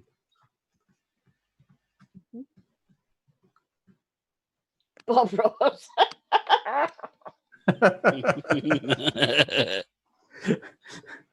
What? Because he's too busy painting all the time. Yeah, Fred has got it. Billie Holiday. What American university provided the setting for Love Story? That's a love story.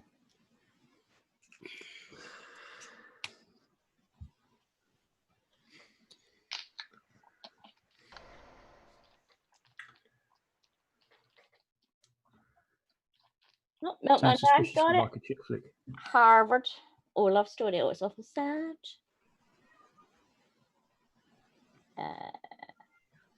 Oh, I think we might have had that one before. I'll ask anyway. How many astronauts manned each of the Project Gemini flights? I'm sure we did that one before. Who's in the name?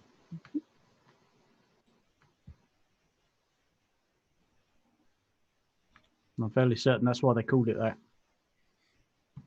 Yep, 2. Dora was first out there. And Farmer's Boy. Eee. Oh. No, not reading that. What is the northernmost country in continental South America?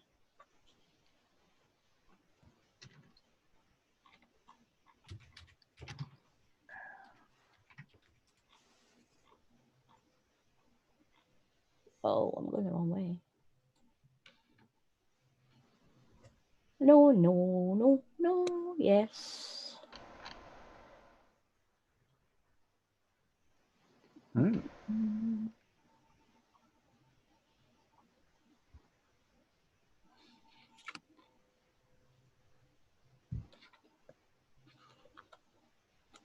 Nobody's getting out there, so I'm going to give it to blue. Colombia. Nope, Dan just squeezed in. How many gases make up 95% of the sun?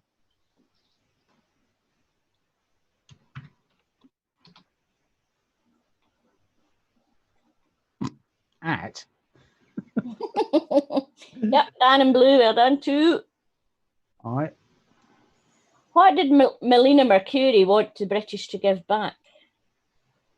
What did Melina Mercuri want the British to give back?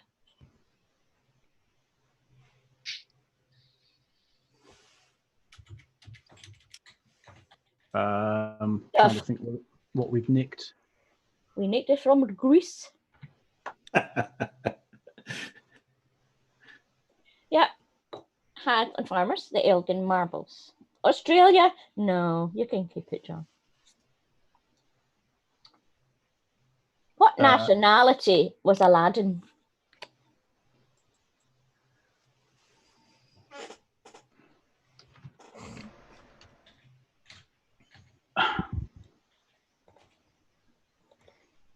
I don't know. One of those sandy ones. No. You ever watch pantomimes? No. Okay. If you watch Aladdin pantomime, you'll know. I hate pantomime. No. Ever since I was forced to go and watch it as a kid. Choked my vape there. How can you hate pantomime? It was boring and childish. No. His mum was Widow Twanky. The script was appalling. The special effects were useless. Yes. Had's got it. Aladdin was Chinese. Was he? If you go to the pantomime, it was Chinese. Oh. But from Baghdad. Well, So he was Chinese, but from Disney Baghdad. Disney That might makes have a lot of sense. Yeah. covered it up. Originally, it's Chinese. What are love apples? That's something else I can't remember.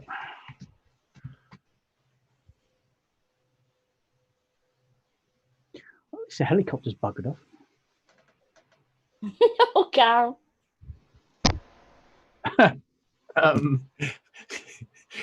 Mippet, well done. Mippet and Alan. Tomatoes, not boobies. Or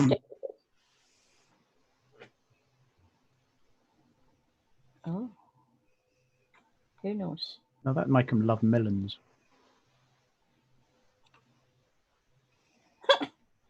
What did Otto Titzling invent? Who? Otto Titzling. Yep, Dan. Dan and Paul correct. The brassiere. So it's a Titzling. Sounds a bit suspicious, that one.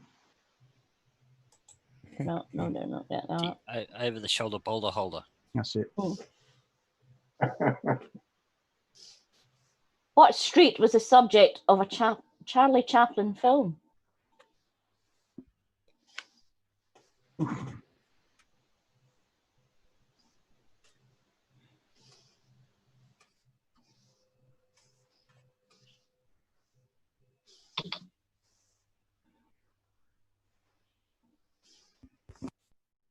Dave Cannabis, it's good to be a mammal. Whatever you say. Thanks for the memories. You don't have to carry them about. This is true. Nobody's getting it. The film's called Easy Street. Don't do Chaplin. What port is at the mouth of the Seine? Oh.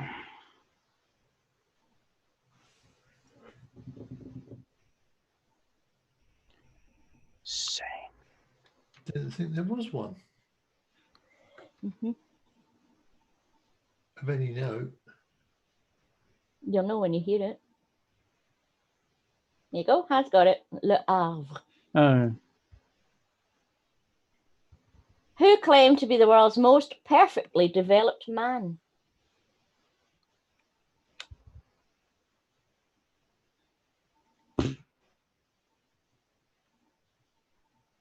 Me.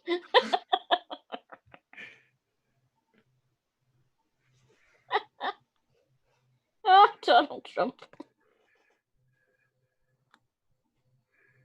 No, nobody's getting it. Charles Atlas. What is the cube root of 27?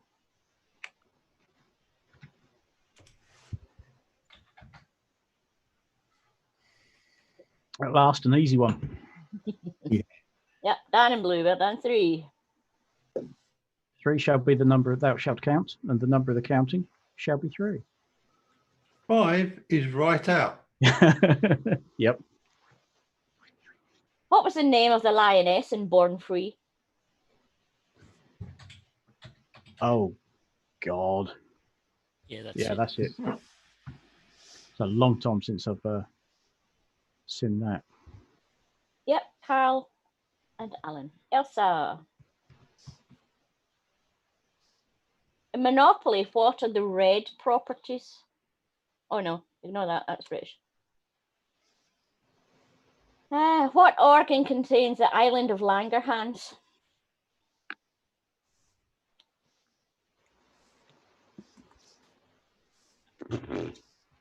Blimey.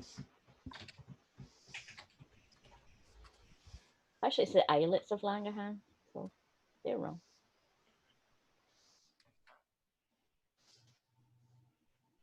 First out there, Carl, well done. It's the pancreas. Thought that was a station. What type of wool is obtained from Angora goats? We've had that before and I still can't remember. Yeah, same here. Yeah, that's right. I think it is that, yeah. And that annoying, you think we've had that bloody question before. Mippet and Peter, well done. Mohair. Oh no, that's too British. Kashmir. If you spell it differently, what an excellent Led Zeppelin track. And it's not about Kashmir. Too British, too British. Oh, I said. What country is home to Sabina Airlines?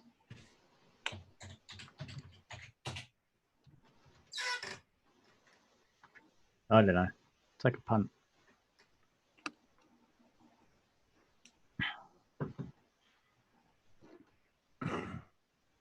Dora, well done. Belgium.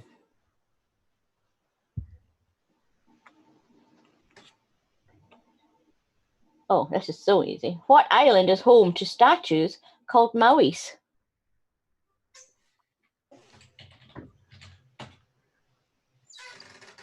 That gangster, Peter. Yes, that's the gangster spelling. That's the gangster. Gangster spelling, yeah. Peter and Dan, yeah, Easter Island. I just couldn't remember what it bloody was. Who played the title role in the film Shane? Oh my God, I remember. You're going back a bit now, aren't you? Yep. I think I read the book at school as well. I can't remember. It's too old for me now. I don't think it's my sort of film, to be honest, from what I can remember. We'll see if anybody gets out there. Yeah, Boggs, well done. Alan Ladd. Wasn't he in MASH? No, that was Alan Alda. Oh, yeah. Sorry. Wrong Alan. Alan! What is a dactylogram? Sorry? A dactylogram.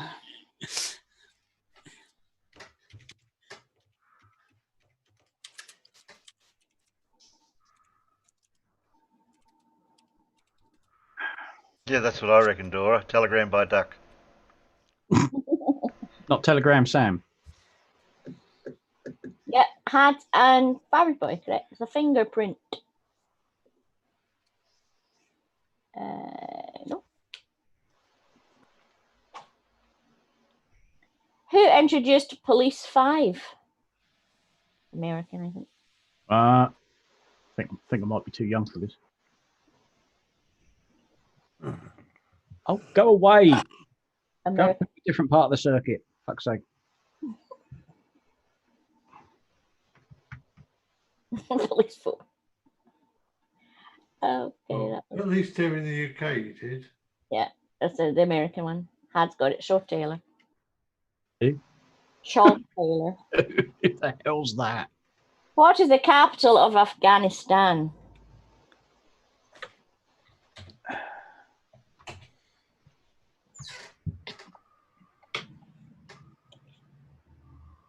Oh, however you spell it.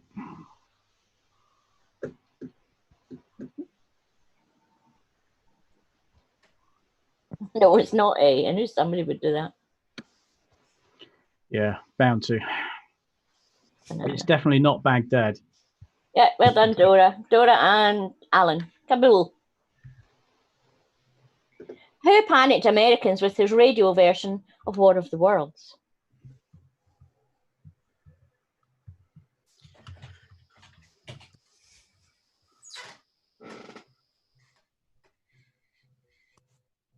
Yep, Carl and okay, Terry, you can have it. You forgot his last name, but Yeah, well, if I typed it in, Farmer would have got me. Mort calling Orson, come in Orson. I think No, it my wasn't. fat guy's Huh? more descriptive, isn't it? Fat guy. That guy. Yeah, and Dora, it wasn't Orwell, but it was Orwell's story that they were doing War of the Worlds, weren't they? Yep. Who were the Everly brothers trying to wake up?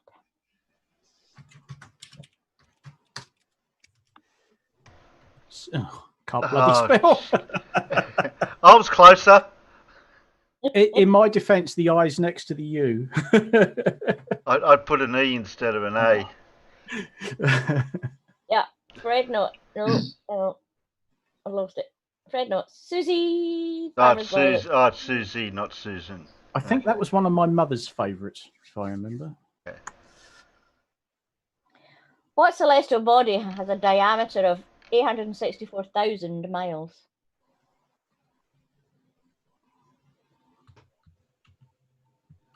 Oh, it's 50-50 this one. Yeah, I'd go with that one too, John. That's what I was thinking.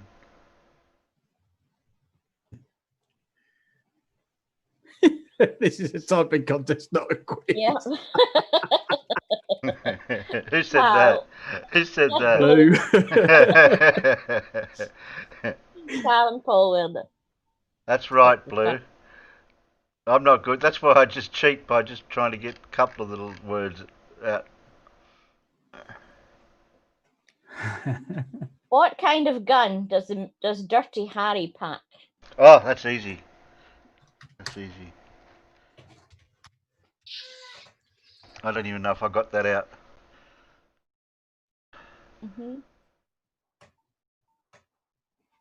Yeah, Dan and Blue. You got to have the right number. You got to have the right numbers 44. too. Yeah, 44 Magnum. 44 Magnum.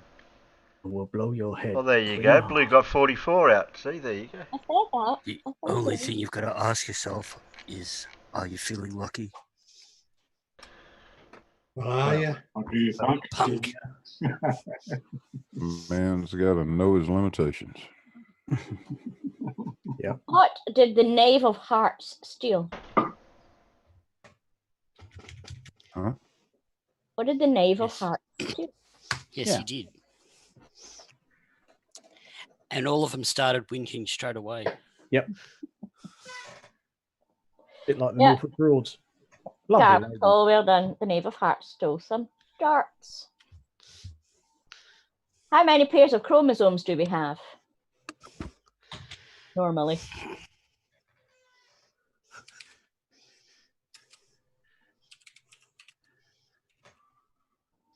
You need to go on a hunt, Alan, and find that extra one. You're all right. Red and blue. Well done. 23. I can never remember that.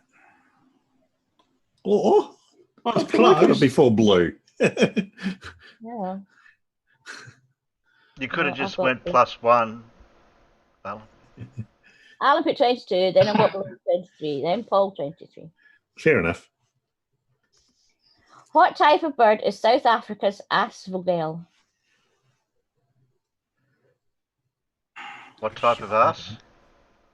What type of bird is an aasvogel? South Africa. Yes, and our South African got it. It's a vulture. I knew it was a bird of prey. I just couldn't remember which one. Where were the Omaha, Juno, and Gold Beaches?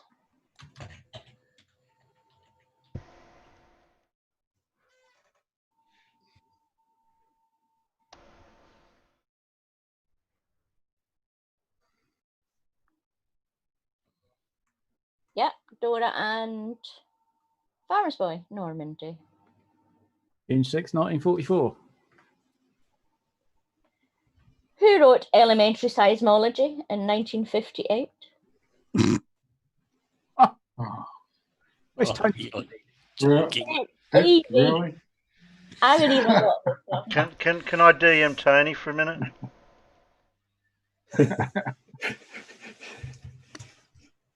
It's easy. Elvis Presley. Uh-huh. He even got a scale named after him. Well done, Paul. Richter, well done, John Rapp. So, how many races? First. Oh, he did. I beg your pardon. How many races are usually held at a speedway meeting? Too many, because it's so boring.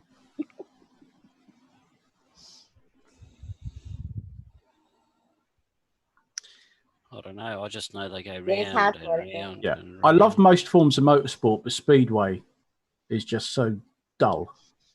And look, we've had a crash on the third turn. Yeah, whoopee. Round and round and round and round and round. Okay, nobody's getting it. It's 20. Yeah, I knew it was a big number because a mate, when I think I was only about 10 or 11, he said, "Oh, me and Dad go to Speedway. Do you want to come?" I said, Yeah.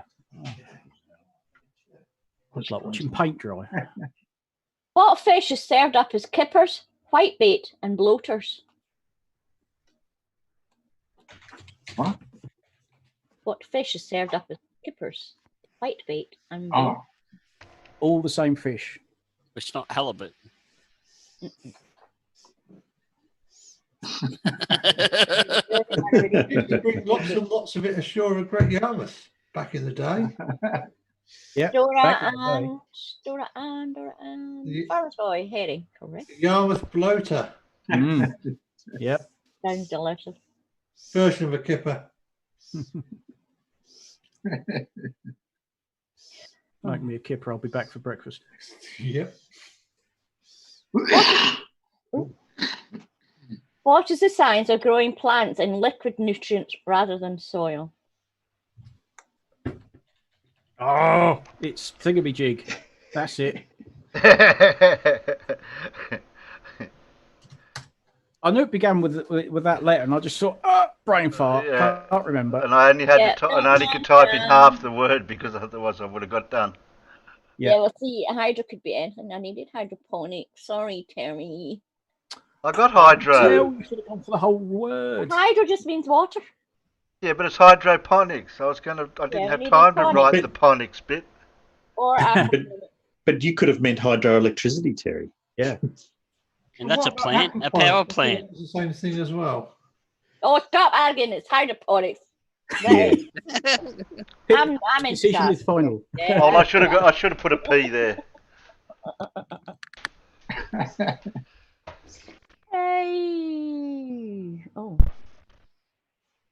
I've lost the question. I'm gonna... It's gone. Oh, yeah, here it is. What Scotsman is associated with the saying, if at first you don't succeed?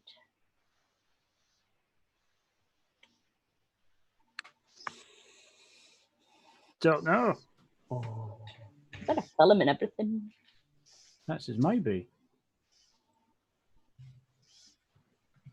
Agus McAgus. Meltman Dan, well done. And Alan. Robert the Bruce. What, Haggis McHaggis from Wee Jilly Jocko Land? Jelly Jocko. Jelly Jocko. What? Oh, no. Never mind. I have no idea what that even means. What country tested its first nuclear bomb in 1974? 74.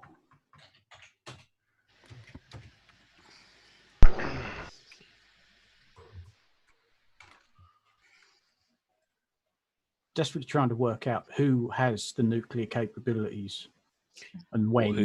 Who had and it. when. Dora and Paul, we've done India. The wrong side of the border. Yeah, well, they both got them about the same time, didn't they? I think they did, yes. Because because otherwise India would have nuked Pakistan by now. Yes. Yes, that's true. Who was a pilot hero of Captain W.E. Jones' stories? I hit two keys at once. I know this one, and I'm in the kitchen. Oh shit! Oh no! I'm not going to. I've got a collection. I've got a collection of these books. I've been trying to get the whole set, now, and I'm only down to a couple that I'm missing. Didn't he go on to write a series of science fiction books? I don't know. No, I think. Because I think so. When I was a kid. Yeah. Anyway, Alan and Dora were correct with Biggles. Carry on. Yeah, I think the author went on to do some sci-fi stuff about a professor building his own spaceship and going to the moon. I'm sure that was the same guy. No. Oh, I must be thinking of somebody else then. He did spin off a few other characters, but at the behest of the British government during the war, Second War. Dan says you're thinking of L. Ron Hubbard. No, definitely not. I do have one science fiction. I have an L. Ron Hubbard, and it's probably his worst one ever. Well, you're not thinking of Dan Dare, are you? No. It's all right. I'm googling him. I'm bloody sure he did. Okay. Meantime, how many times is a Roman numeral's value increased if it has a line over it? Oh, didn't know it was. There we go. He did a 10-volume science fiction series that follows the interplanetary adventures of retired RAF Group Captain Timothy Tiger Clinton, his son Rex, scientist Professor Lucius Brain, and Brain's resourceful butler Judkins. It'll have to be a bloody pilot, of course. And first off the thingy is HADS. Nobody answered in here. It's 1,000 times. I wasn't even aware there was such a thing. What British poet has his own national day?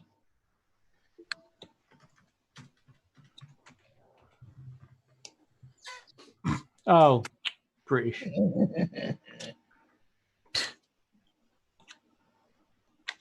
Shame he didn't write it in English. No, even I struggle. Yeah, it's absolute gibberish, isn't it? Well, not gibberish, but I struggle. Yeah. Irish and Alan, we're done. Robert Burns. What oath begins, I swear by Apollo the physician?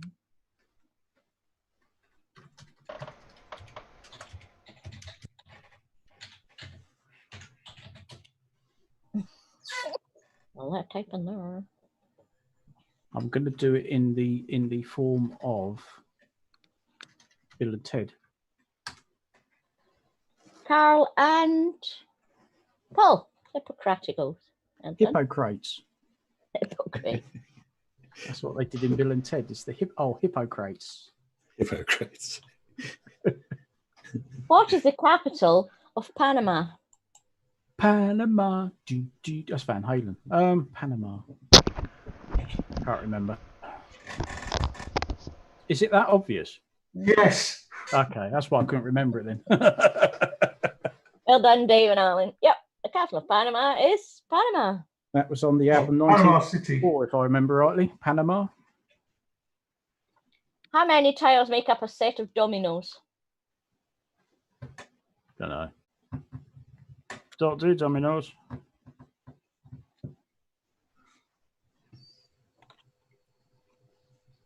Is somebody that cat's in here? Is it a squeaky chair? Meow. Irish Jew, spot on. 28. Oh. Who taught Eliza Doolittle to be a lady? I can think of the film.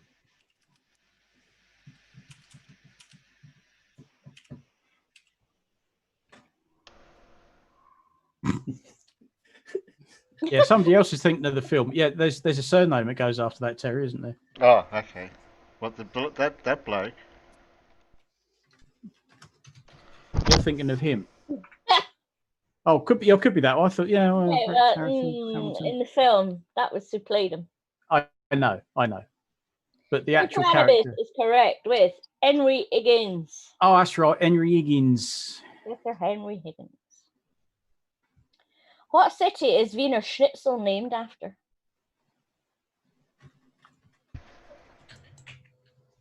I love Wiener Schnitzel. I've had it for ages. Do.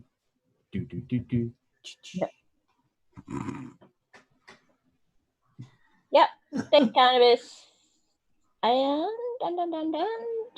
Farmer's Boy, Vienna. Oh, Vienna. Greatest number one that never was. And the only one that spelled it anywhere near close to correctly here.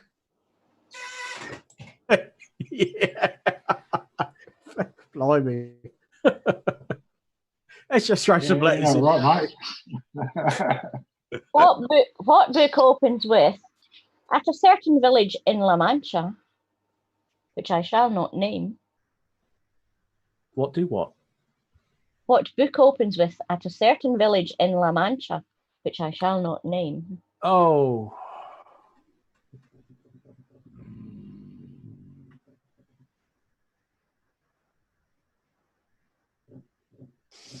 No. I can't. I nearly, but not quite. Dave Cannabis is correct. It was Don Quixote and has put Don Quixote. Don Quixote. It's phonetically spelled Don Quixote. I couldn't remember. What two numbers sandwich the number 2 on a dartboard? Oh God, how long is it since I've thrown me arrows? Where's the 2? I can't remember.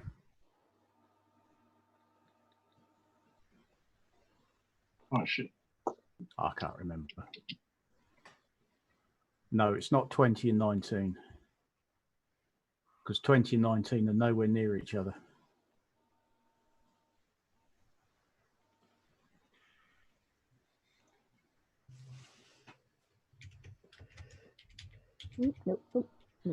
And 1 and 20 are next to each other.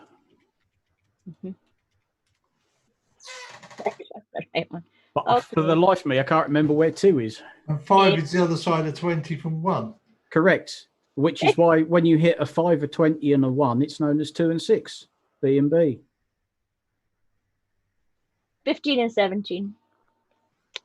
Hang on, 17's down. Yeah, it sounds about right. Kind of on the right-hand side a bit, isn't it? Admiral Horatio Nelson suffered from what common condition?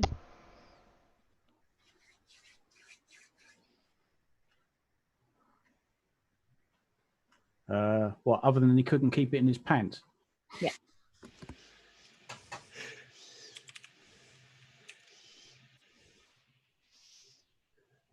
There you go. Well done, Irish Stuart. He got seasickness. You kind of think he would have got used to it after a while, considering he spent his whole life in the Royal Navy. I reckon Dave Cannabis is closer. Syphilis. Well, he couldn't keep it in his pants. Let's put it that way. Texas prisons have banned death row prisoners a last fought. Sorry, Pip. Texas prisons have banned death row prisoners having a last fought. Oh. Yeah, that's what I thought. Farmers was the same thing. Yeah. Oh, C6 Steve. God, I haven't heard him for a while. Oh. Not shag, not wank, not meal. The last word in their sentence. Okay, we got Paul in here got it correct. They cannot have a last cigarette because it's bad for their health. Those things will kill you, you know. No, you're wrong. I'd hate to die from an instant case of cancer right before you get the death sentence, you know. Oh, that'd be terrible, wouldn't it? Yeah. Oh, dear. They tell you it's still a poison, but you can't have any nicotine. Wool sorters disease is actually what? Wool sorters. No clue. I did not know this. Oh, it's gone quiet again. Oh, half an hour until the Porsche Club comes out. Oh, club footed. Oh, not airy fingers. Nobody's getting it. It's anthrax. I was never really into them. Name Stanley Kubrick's last film as director before he died.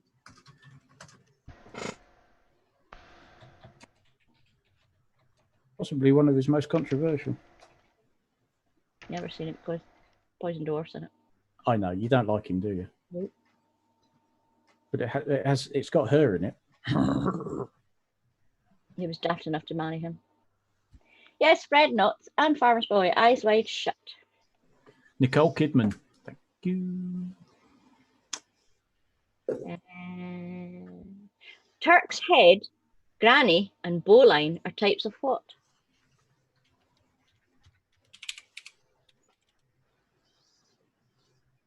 Jeez, I can hear the keys on the thing going as quick as I can. Yeah, I know. As soon as I heard the first one, I'm typing my answer because I knew what they were. There we go. Shit. Alan and Dave, well done. They're not. Alan was very quick off the mark. Yeah, I could hear somebody being really quick as I was typing mine. Yeah. Yeah, same here, mate. Tal is an alternative name for what language? Taal. Tal. Oh, not heard of that one.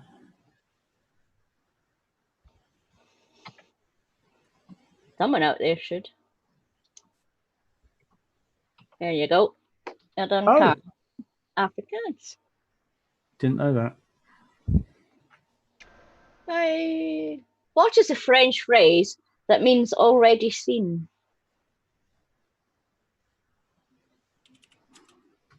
Can you repeat that, please? What is a French phrase that means already seen? Yeah, Peter got it, but Farmer spelt it closer.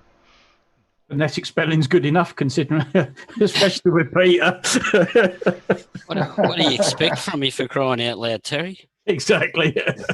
Carl and Peter are correct. Deja vu. Deja vu. Haven't we met somewhere before? You're doing better than me, Pete. What are Russian blue and Turkish brown? What is what? What are Russian blue and Turkish brown? That rings a vague bell. I can't think why. Yeah. Turkish brown that's ringing the bell.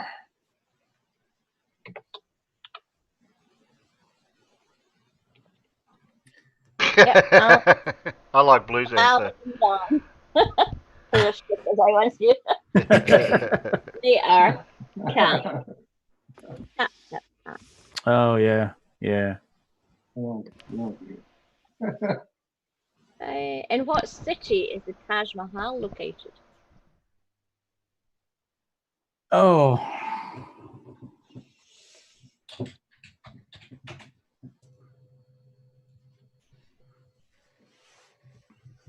Actually, it's in Milton Keynes. I've seen it on I've seen it on TV down in Vegas. Does that There's count? most definitely a Taj Mahal in Milton Keynes. It's a very nice curry house. That is correct, and nobody in there is correct. It's in Agra. I have to do the Australian one. I'm gonna agree with Blue. I've definitely seen it in Vegas.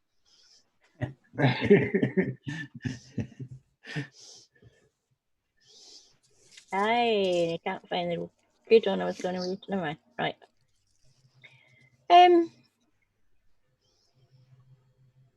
Oh. Apart from a compass, what is always found in a ship's binnacle?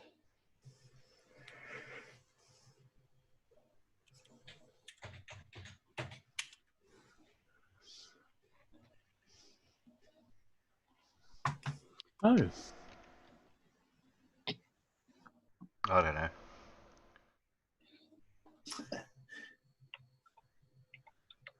Don't know. Mm. Nobody's getting it. And my answer I have here is magnets. Really? Mm-hmm. Oh. The golden rivet. just down there a bit further.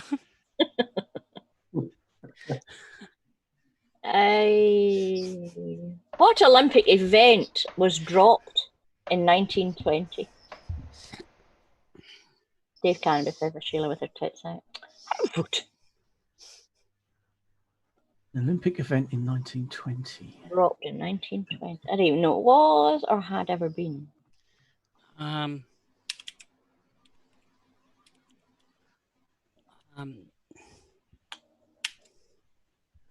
Watching grass grow. No, that is the Olympics. So yeah, that sums up the Olympics quite well. Yeah, it's like watching grass grow.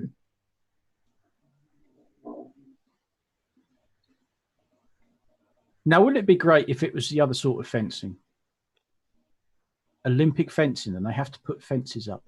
You have to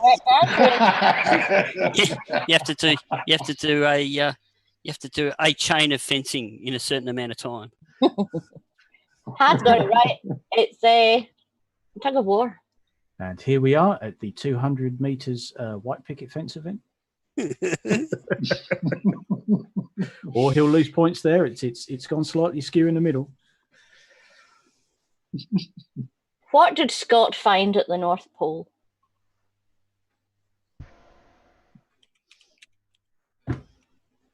Didn't know he went to the North Pole.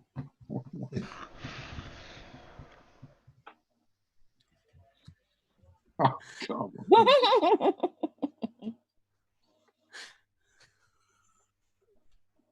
Here we go. Hads and farmers. Nothing. He never went there. Oh. There you go. He very famously went to the other one. I was going to say. That's why I said directions to the South Pole. Just imagine getting to the North Pole and finding a bit of paper that just said, turn around. Wrong way, go back. Or actually, no, just keep going. It's all right. You've just gone the long way. Yeah. Amazon went to the North Pole, though, didn't he? I think. Sign says Not you sure. are here. You can't But get yes. there from here. Yeah, Scott never went there. Who sank? No, that's wrong. What sank German submarine U-120 in World War II? What sank German submarine U-120 in World War II? If it's the one I'm thinking of. Yeah. You're thinking the same as me. Yes, very much. Well, technically, yes, but it's how it got in there in the first place. And they think they actually lost quite a few others for the same reason, but generally there were no survivors to say, yeah, it was him what did it, or it was this what did it, or... Someone opened a window. It's a bit dark in here. Open the window then. Yeah. Oh, it's getting a bit stale in here. Yeah, forgot to close the fly screen first. Yeah, Sam Cam, you're quite close. It was a broken toilet. Well, it wasn't so much a broken toilet. You could only use them down to a certain depth. And when you went past that particular depth, the pressure of the seawater outside tended to force everything back in. And they had quite complicated instructions as to how to use the toilet. And if you got it wrong, you got everything that you'd left back in your face. They had, now, I think they had 12 levers of a valve system. Yep. And all of them had to be open and closed in the right order Yes. to use them at any depth. Yes.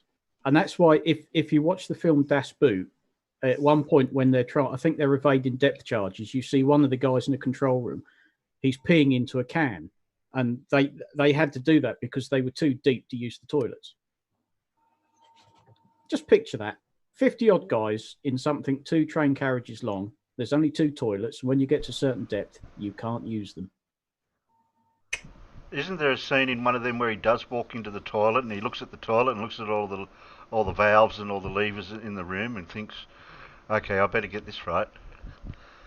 Yeah, there is. I think that's the one. That's the movie where they go to get the gold up in the Northern Sea, isn't it, Terry? I think it is. Yeah, but that was a. They reckon they actually lost quite a few, more than just one U-boat to that. But generally, there weren't survivors. To sort of say it was him who flushed the toilet when he shouldn't have done. Horrible way to go. If it's yellow, let it mellow. Okay, just a few more, Terry. Yeah. We'll try and make them your end of the world. Wait to see. Name the second most commonly spoken language in Australia. Me.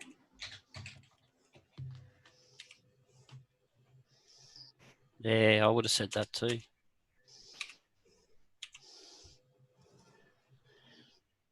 Not a clue.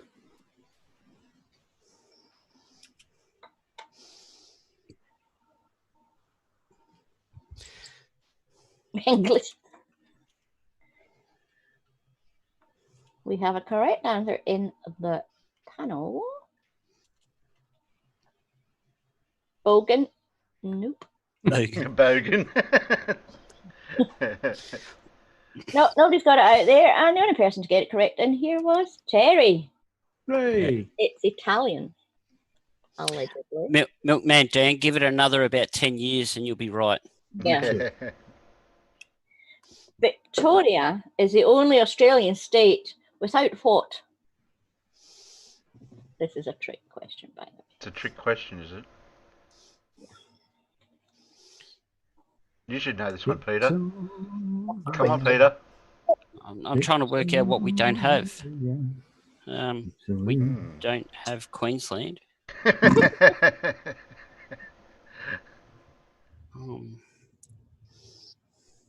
don't know what you don't have. Any warmth. No, you're right at the moment, Dave. Desserts? What, they don't have any puddings at all? Oh, that's a bit harsh. No, Victoria's got a desert.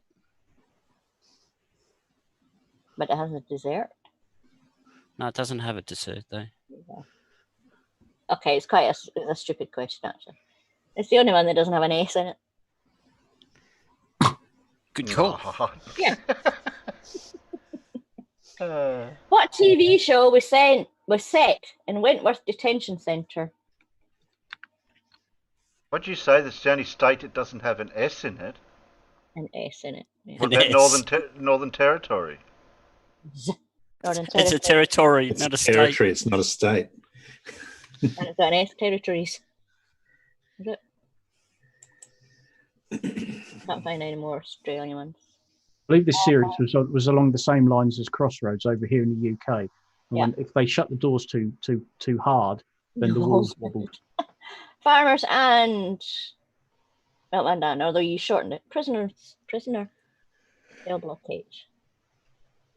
Susie was a star of 1960s television show, but what character did she play?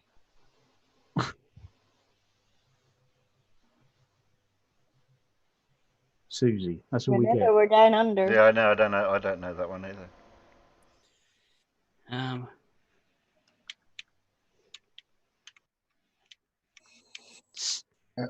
I think, but that's spelt wrong, obviously. Blimey, yeah. Oh, you're way off. Yeah, but that's not the 60s, that show. That was the 80s, that show. Yeah. Come on, well. And it wasn't Skippy. Maybe it wasn't Australian. No, Cop Shop's too early too. Maybe it wasn't Australian. I might be completely wrong. Or Matlock. Not even. I can't even remember watching it. Just remember where it was. Could be American. No, I don't think we know that one. Okay, Flipper. Flipper is American. Maybe I had Skippy in my head. Okay, last question. Nothing to do with Australia. What natural phenomenon can never be seen at noon? What natural phenomenon? Go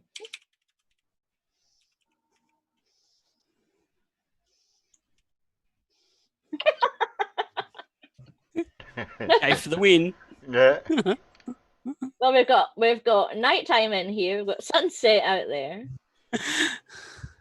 We do have a correct answer in here. I had to think about that.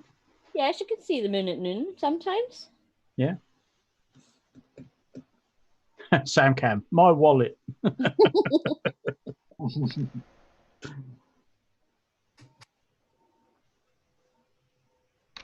No, nobody's getting out there. 5, 4, 3, 2, 1. Farmer's Boy is correct with rainbow. Half above the streets and The houses. sun must be 40 degrees or less to see a rainbow. There you go. That end. That's it. The only thing I could bloody think of. Oh, thanks for that, Pip. Everyone had your scores up. I had a very poor start, but a very strong finish, I think. Hello, Squeak. No, we're mine. Squeak's not Squeak. I don't know where Squeak. Oh no! Is she in her bedroom? No. We all had cats meowing and squeaking and everything last night. Oh yeah. I just want to know how many questions I slept through. Oh, did you nod off? Oh, did you nod off, Helen? Did a wrapping up. Yeah, there were over 50 messages in the group chat when I woke up. Ah. Oh, you had quite a snooze then. Just think how many you could have got right. We'll have to redo the quiz again for Alan. They can watch it back.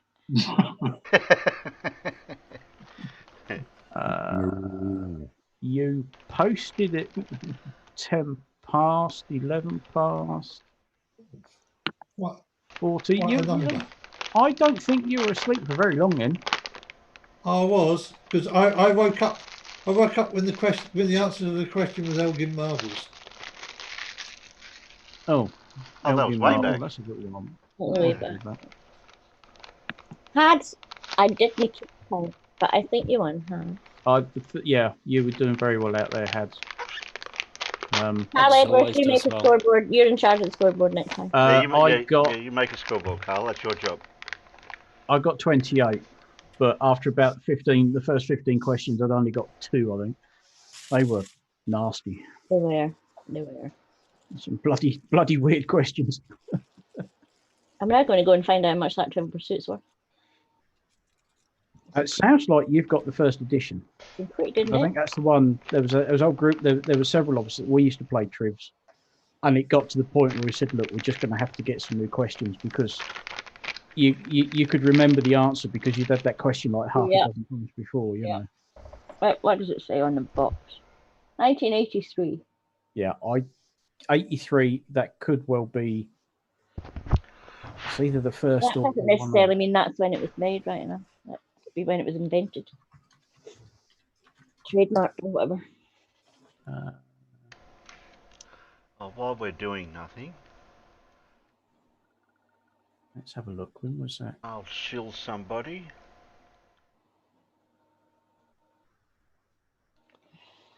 The rights to the game were initially licensed to Selco and Writer in 1982. So if you've got a 1983, you might well have the first one, the first edition. Get the box. I don't think anyone else has seen this one, have they, Alan? Yeah, you showed. Oh yeah. You showed it on Wednesday. Oh well, I thought I'll show it again. Yeah, why not? Yeah, it's sunrise. Fine.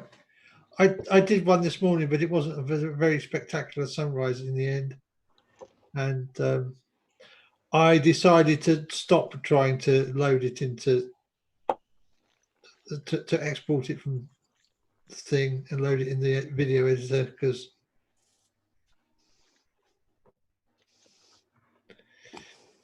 computer might struggle with me talking as well. Where's Wally's got a new vid? Dartman said. I think I grabbed that. I'm not sure. I'll just check. If that's the one I'm thinking of, that's going to be very difficult to watch on here. Okay. Because if that's the one he put out a little earlier on, just him showing an entire comment thread that Taboo Conspiracy deleted, and it's the sort of thing you have to pause and read, and then click a little bit and pause again, and okay, which I haven't. And I think it goes for like about 20 minutes as well. No, the one I'm thinking of is less than a minute long, I think. Oh, okay. So I can't remember. Yeah, I've seen that one, and I thought, I'm not sure about playing that. That looked a bit too much to do. But I do have some for your viewing pleasure. I've got a Wolfie, a big blue with the Riley prostate. No, it's not the prostate. No. Oh, sorry. I do not want to see Riley's prostate. It's most definitely a postulate, not a prostate. Okay. And we got a pip number 100. I can't pronounce that word, but something enemies. Old enemies. Old. Old is spelled O-L-D. No, old. Yes, like old lang syne. Not old. Not old. Old. Old. No, old. I'd like to point out something, farmers. Yeah. That it stops Riley coming to a point, so Terry must be right. Yeah. Let's not go there, hey. Oh dear. Oh, like that, Dave Cannabis. I knew a girl who was a postulate. Yeah, close.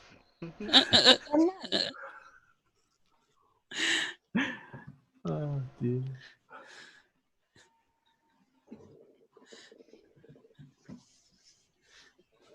Oh, let's get a bit of chat. Now we're done with that. Well, when you're ready. Yeah. Press play. Yeah, ready when you are, mate. Okay. Oh, better turn the volume up. Oh, that might help, yeah. So in this video, we're going to look at 3 topics related to aircraft. We have addressed them in the past on my channel and also several other flat earth debunking channels.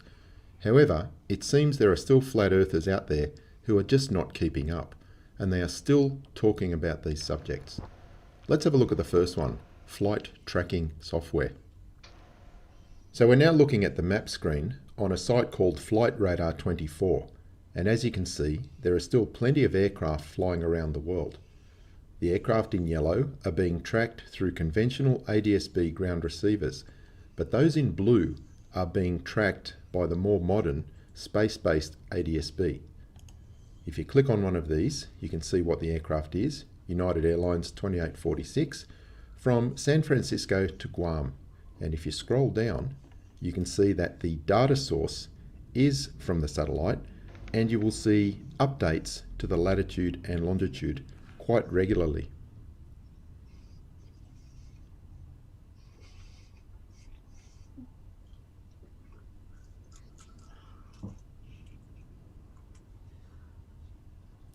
You can see that's changing every few seconds. Any of these aircraft in blue are tracked continually via satellite. This one is from Doha to Melbourne. Now this satellite tracking capability has existed for several months.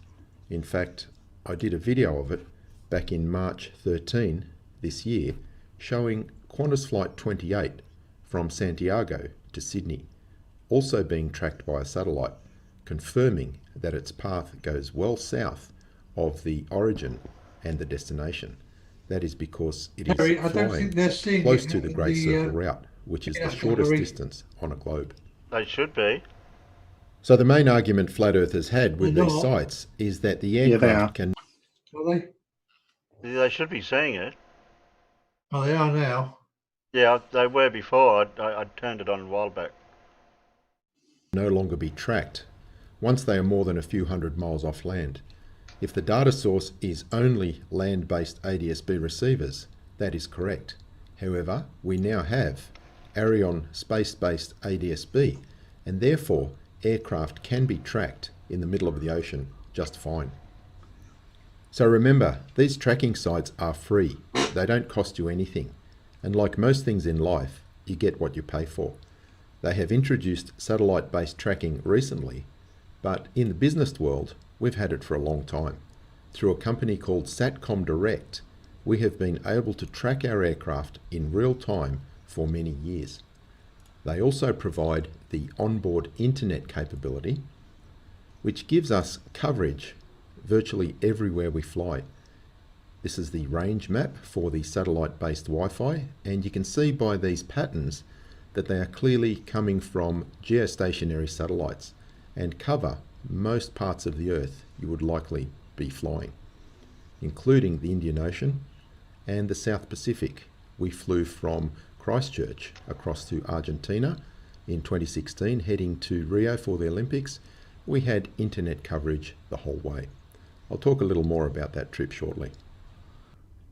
So the claim flat earthers make about aircraft not being tracked over water is no longer valid. With satellite-based ADS-B, we certainly can track aircraft over the oceans, and if you were prepared to pay for the service, that capability has been around for many years. Point number 2, actual GPS track logs. So recently I watched a video with a number of flat earthers asking to see actual data confirming the flight paths of these aircraft over water. Now, I'm not sure if they've been living under a rock for the last few years, but I started making flat earth debunking videos back in August 2016. By the end of that year, I had already posted a number of GPS log files from my own Pacific crossings. Here is one. On the 17th of December 2016, GPS worked fine all the way from Australia to Hawaii, and that was in my own aircraft. On the return trip, I came home with Qantas on QF8 from Dallas to Sydney, again recording the GPS track log during the flight. And this video shows the 2 Bad Elf units that I used. Additionally, in December 2016, I posted this video, Flat Earth non-stop flight Rio, Brazil to Cape Town, Africa, a GPS log analysis. That was on our return trip from the Rio Olympics back to Australia. So this video was public for a while, and then I decided to make it unlisted. It is an easy checkmate for those times when flat earthers accuse me of never having flown the non-stop southern routes myself. I simply post a link to this video and the GPS track log, and the flat earther usually disappears. So this is Google Earth, and what I have done is plot a line in yellow showing the path we took flying from Australia to Rio, Brazil in August 2016 for the Olympic Games. We departed Sydney and flew to Christchurch, New Zealand, where we refueled and picked up an additional passenger. From there, we flew across the South Pacific, intending to fly to Santiago, but due to fog, we had to divert to Mendoza in Argentina. After a short refuel and clearing customs, we continued up to Rio in Brazil. And that was the only time we were north of the Tropic of Capricorn for the entire trip. 3 weeks later, we returned to Australia, continuing east from Rio, non-stop to Cape Town, Africa, refueled, continued on to Perth in Australia, refueled, dropped off 1 passenger, and continued to Sydney. And that was actually the last time I have flown a full circumnavigation of the Earth. As you can see, it was entirely in the southern hemisphere, and the majority of it was south of the Tropic of Capricorn. Here's a short video from Rio, just proving that I was there for the Olympics.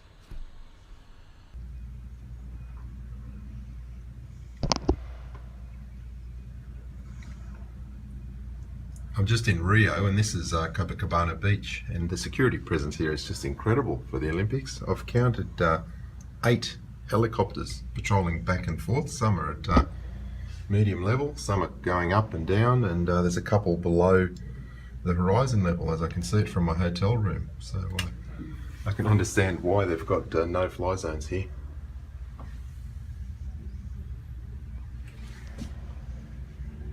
Plus a couple of Navy vessels, which are constantly patrolling back and forth along the beach as well. There's another helicopter further out there. Never seen anything like it. There's Christ the Redeemer up on the hill. Not sure if you can see it in the video.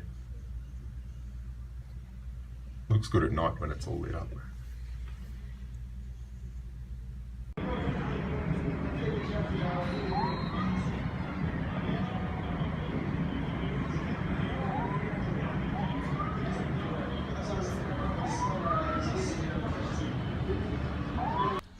So I'll post a link to this GPS track log file in the description below. If you have Google Earth installed on your computer, just double clicking on the file should load it into the map, and you can see the GPS log like this. You will have a slider bar that allows you to see the position of the aircraft at any given time. If you turn on the daylight and darkness, you can also see where the aircraft was in relation to the sunrise or the sunset. And here, as we were approaching Africa, we were just arriving in the early morning. If you zoom right in, the GPS log is accurate enough to see the short vector we had and the position around onto final for the landing. So these Bad Elf GPS units are not expensive. Anybody can buy one, and if you have a window seat on a commercial airliner, you will generally have good reception throughout the entire flight. So for many years, there was nothing stopping any flat earther from taking one of these southern trips, Sydney to Santiago or Sydney to Johannesburg, with a Bad Elf GPS unit and obtain the log themselves. What makes it even funnier is that I offered a number of flat earthers these trips for free at my cost. I invited them to Australia to take the Sydney to Santiago flight or the Sydney to Johannesburg flight, and I even offered to throw in a free Bad Elf GPS. There were no takers. Not one flat earther accepted that very genuine offer. When I made the same offer to a Glober, Greater Sapien, he did not hesitate. He came to Australia, he took the trips, and he went home with a new Bad Elf GPS unit. And the third point we're going to look at is how aircraft adjust for Coriolis. I have addressed this a number of times already, but let's look at a specific scenario flying from the equator to the North Pole, directly along a single line of longitude. At the equator, due to the rotation of the Earth, the tangential speed is 1036 miles per hour. At 45 degrees north latitude, it is 733 miles per hour. You get that number by taking the cosine of the latitude and multiplying it by 1036. At the pole, it is clearly zero. So the flat Earth question is, how does the aircraft compensate for this 1036 mile per hour inertia dropping down to zero at the poles? And you must remember that this does not occur in the space of minutes. A flight from the equator to the North Pole takes around 12 hours at 450 knots, which is a typical speed for an airliner. So 12 hours to change its tangential velocity by 1036 miles per hour is quite small when you break it down to how much is required per minute. So looking at this on a globe, here we have the equator, and we're looking at the anti-meridian, the line of longitude that is directly opposite the prime meridian. If we were flying directly north, wishing to remain on the anti-meridian, the aircraft will be constantly making corrections as required to keep that track. This is the part that flat earthers overlook. The aircraft does not simply hold a heading of north and hope for the best. It is actively adjusting its heading as required to fly a precise ground track. Let's look at this another way. So let's imagine we're flying our aircraft and we have no navigation instruments at all.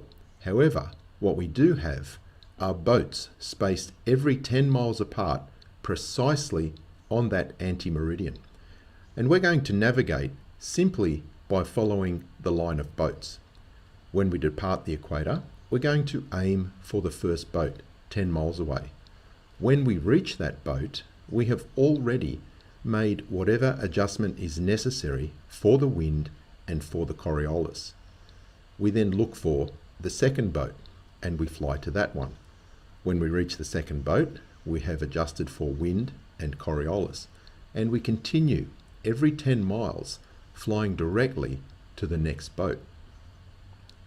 When we reach the fourth or the fifth or the 10th boat, we have already adjusted for any change in the tangential speed of the Earth that is behind us. So there is only the next boat we need to worry about, and the next one, and the next one.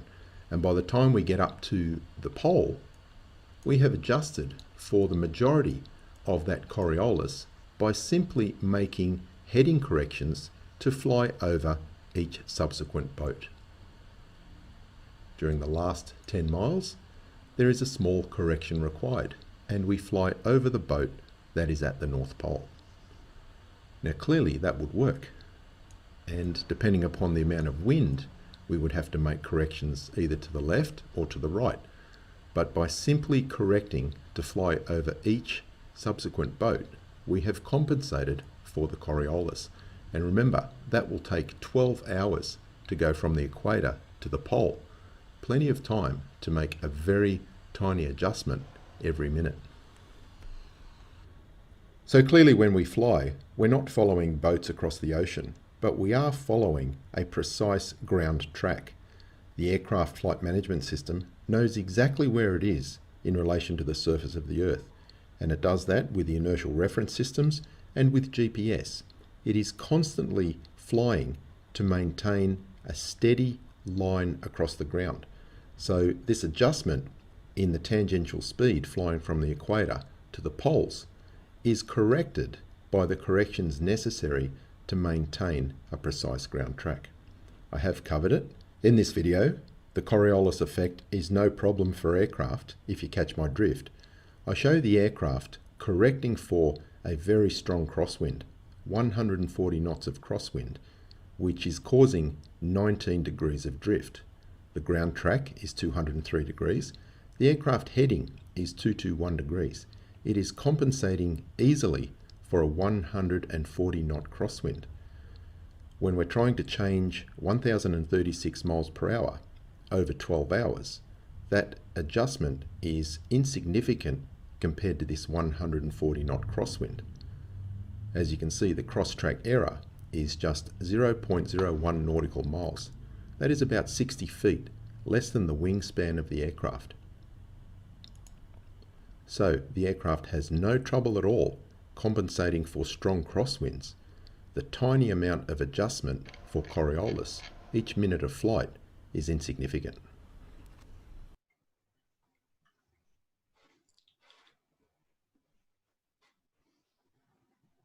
Well, there you go. Yeah. And the flat odds will just ignore all that anyway. Because Of course they will.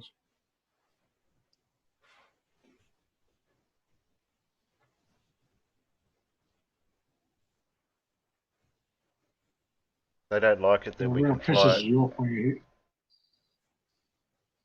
Sorry, Terry. I was just going to say, yeah, they don't like it that we can map around the world by sort of circumnavigating it with the time it takes on a flat Earth. No. Yeah. Well, it is just standard. You can't prove the Earth is round or curved. You know, nobody's measured it. It can't be done.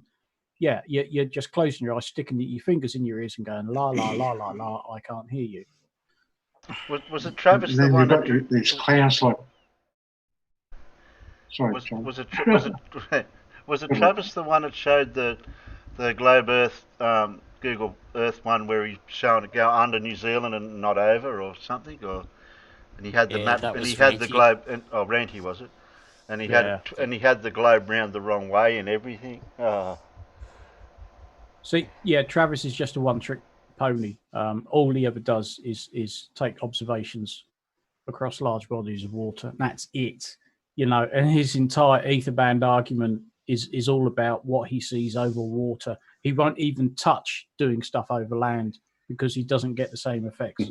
That is literally all he sticks to. And he said as much in like hangouts and stuff that, well, why would I do it over land? I don't get to see the refraction and my ether band. Correct. He said as much. Yes. And he also insists on doing it really close to the surface. Well, of course, yeah. Because you get up 10 meters above the surface of the water, like most of the photos in my current slideshow were. An awful lot of that ether band suddenly seems to disappear. Yeah, funny that, eh?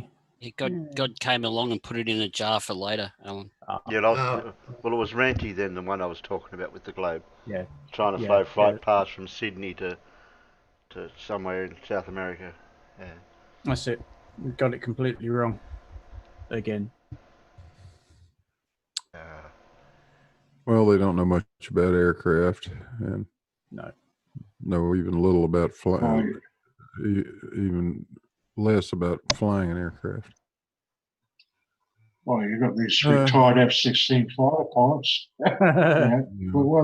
Pretend. Well, take your car out on a nice straight piece of road.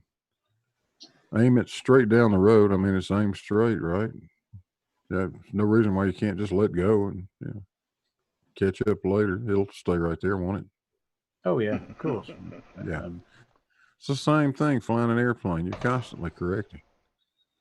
Just like Wolfie says, we're trying to fly over a ground track. We know where we want to be. We know where we are. We know where we want the plane to be. And we just do what we have to do to keep the plane over that ground track, period. It's that simple. And the small little tiny force Coriolis imposes on an aircraft is so insignificant. You wouldn't even know you were correcting for it. You'd have no idea what you were correcting for. I would think it's wind, because wind is 100 times more effect on a plane than Coriolis is. My guess is when I'm drifting off course, I'm correcting for the wind. It's probably true too. Yeah. Yeah, it's the same when I'm doing long distance rifle shooting. Why am I going to worry about an inch or so of Coriolis effect when I've got to worry about 120 inches of wind? True. You take your first shot, Alan, and then after that you go, I need to aim off a bit. Fixed. Yeah, and I look at the wind flags, and I have a little calculator that tells me just how much windage I need to wind on my sights. That's 1,000 yards or 916 meters to be somewhere close to being on the 8-foot wide target.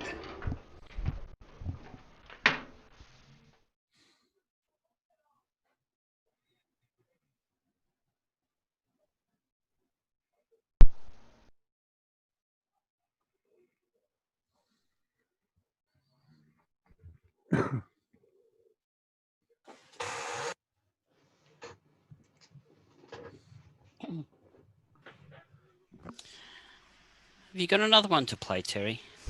Yeah, I was just AFK. Oh.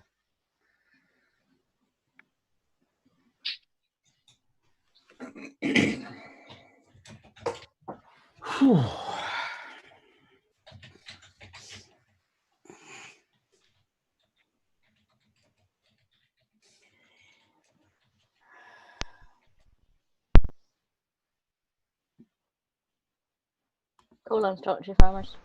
Oh yeah, I'll just hit pop up. Oh, good man. Oh yeah, you're right. It is a steal. Mippet said say something. Something. Something. Something. Everybody say something. Something, dark side, something. Solo. Yeah, whatever. Oh, what have we got at the moment? The Porsche Cup qualifying. That's why it's so quiet. We've got an imposter out in the side chat. Oh. Oh, not real casual. And a fake casual. Not fake, that's him. Is it? I don't know if it's the real casual or not. You'll have to prove it. We need proof.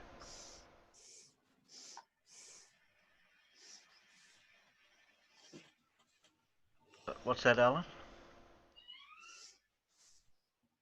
You have to make people read, don't you? I was replying to a question that Saber Legal asked me a bit further up. Oh, okay. Do you count of adjustments and return them to still air zero after it starts shooting? And it's like actually return them to zero after each distance you shoot at. Oh right. Why have you changed your name, casual? Yeah, okay. Well, he's saying ask me a question, but only the real casual can answer. Ooh. It is the real casual. I've just been to his channel. What's a question we can ask that only casual would know?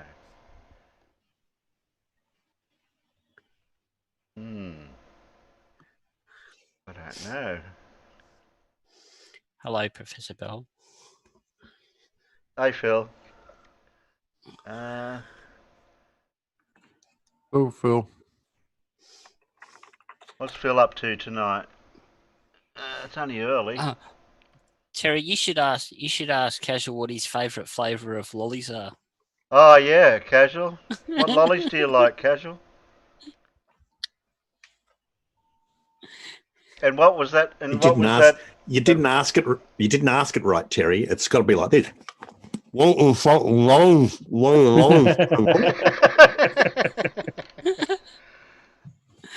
And what state of mind were you in when you did that excellent experiment, Casual? Everybody eat.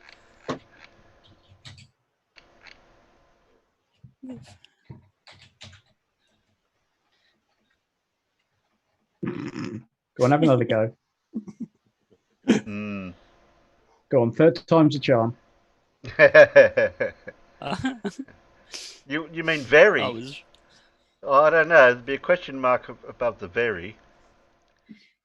I think you're still drunk if that's how you're spelling variety. Yeah. It's casual. Wait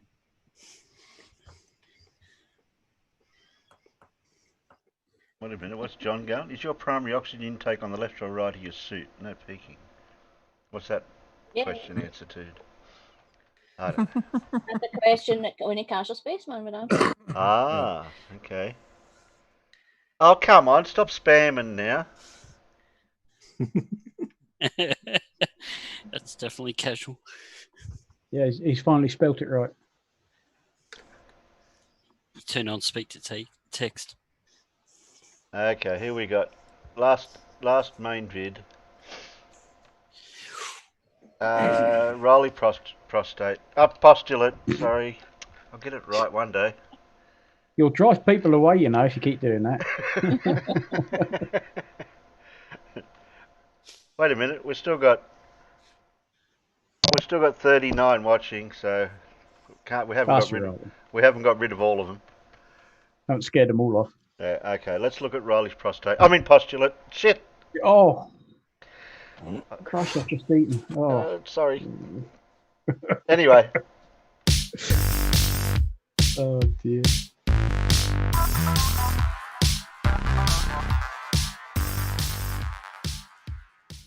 Hello, everybody. Welcome to Blue Marble Science.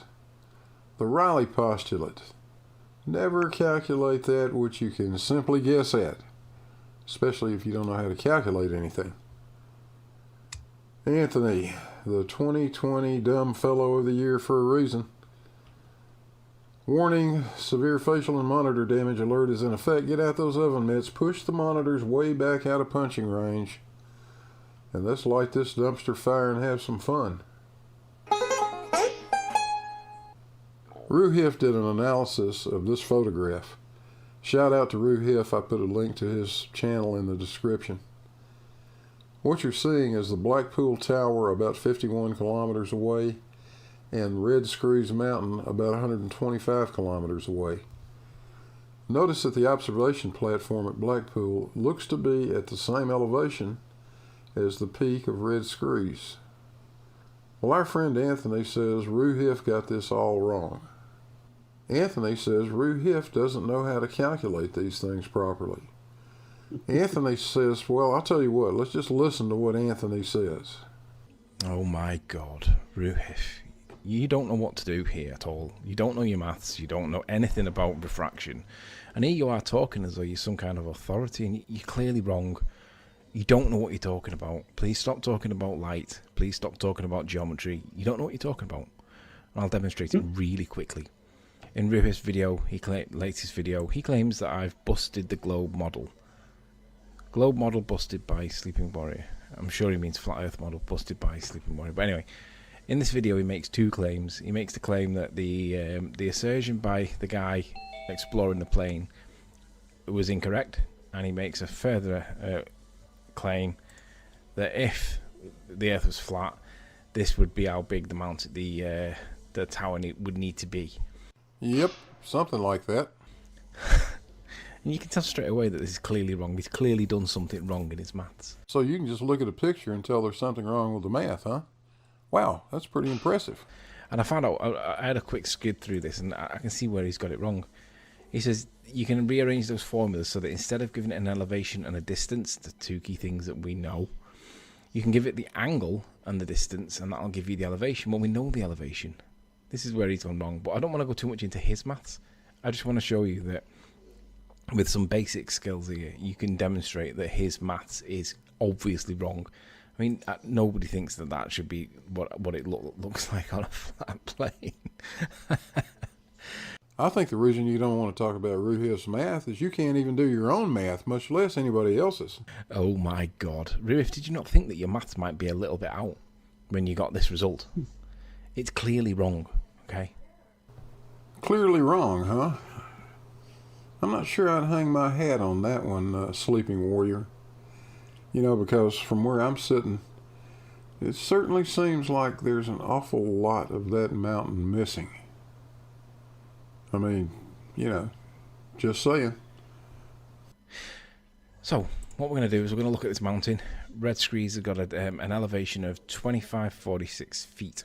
So all I did was I brought up the Earth Curve calculator, and the eye height was just under 300 feet. And the target distance is 78 miles, I think he said it was. Let's just have a quick check. 77.6. So let's change that. Wouldn't want to add an extra quarter of a mile, would we? 78 minus 77.6 is 0.4. Yeah, that sounds like about a quarter, huh? 77.6 miles. Okay.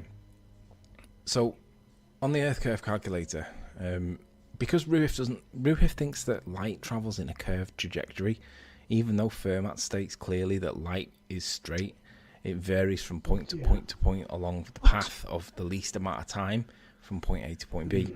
It doesn't follow a curve. A curve's not the shortest possible time, is it? You're not going to go from A to B and then take a big arc instead, because that's not the path of the quickest amount of time, is it? So because Ruhiff doesn't know what he's talking about with regards to the bending of light and the refraction in the air that we live in, then we can't take his claims on refraction at all, because light doesn't vary on a curved trajectory. It varies on a straight path, applying Fermat's principle. Anthony, you should really avoid talking about things you don't understand. Fermat's principle is one of those things. Light most certainly does curve when it's traveling through a density gradient, but that's a topic for another time. So let's just move on. Not 7/6R, which is what Ruhiff does. But what we can do is we can put in the eye height of the observer exploring the plane, just under 300 feet, and we can put in a target distance of the mountain, And we can see that the target hidden height is 2125. But we know that the mountain itself is, where is it? 2546. So I mean, look at the difference there. I mean, there's virtually nothing.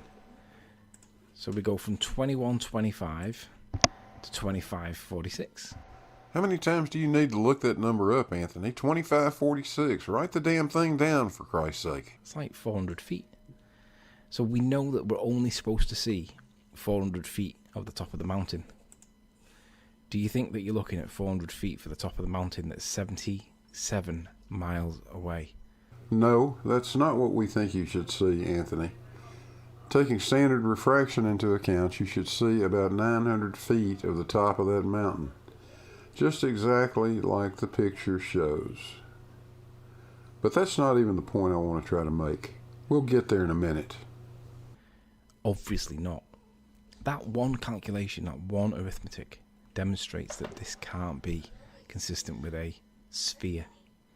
Because if it was a sphere, it would only be a couple of pixels at the top, and that would be down below the dunes that are at Formby, that are in the medium ground or foreground in this picture, that are blocking out the 100 and something foot tall ballroom that Blackpool Tower sits on. If that's able to block out a 100 foot tall mountain and it's only 30 miles away, sorry, a 100 foot tall ballroom and that's only 32 miles away, what do you think it's going to do to a 400 foot mountain that is 77 miles away? If it can block out the whole 200 feet showing you, fuck knuckle.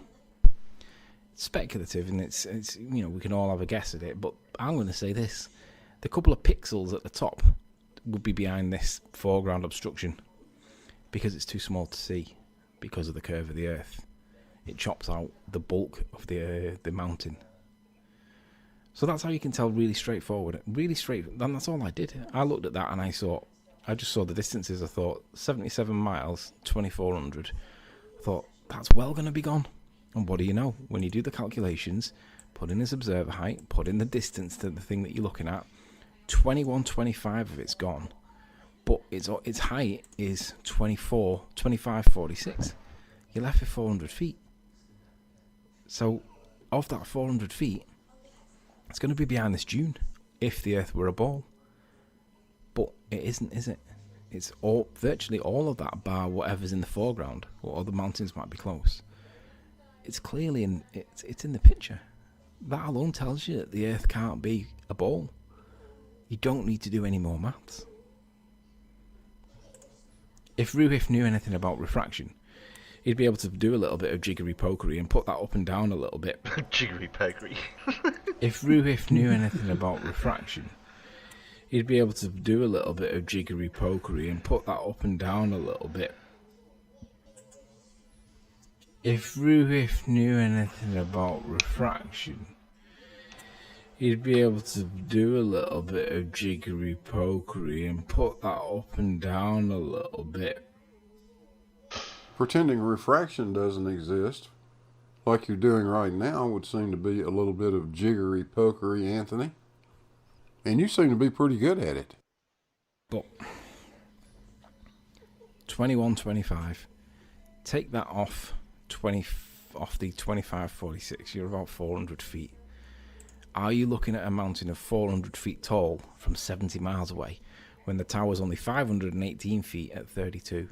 Anybody with half a brain can see that this is clearly supporting a flat plane. And if there's a bit of refraction in there, fine. But if it were a ball, it's down behind here somewhere, behind these dunes, and you wouldn't even see it. It's ridiculous. No maths whatsoever debunks Ruhif's claim that this is... Oh, it's a fucking joke. What kind of people are we dealing with that think this is anything like acceptable? It's just ridiculous. Anthony, if we gave you a map, a week's rations, and a spare paddle, do you think you'd be able to find your own ass? Ernest!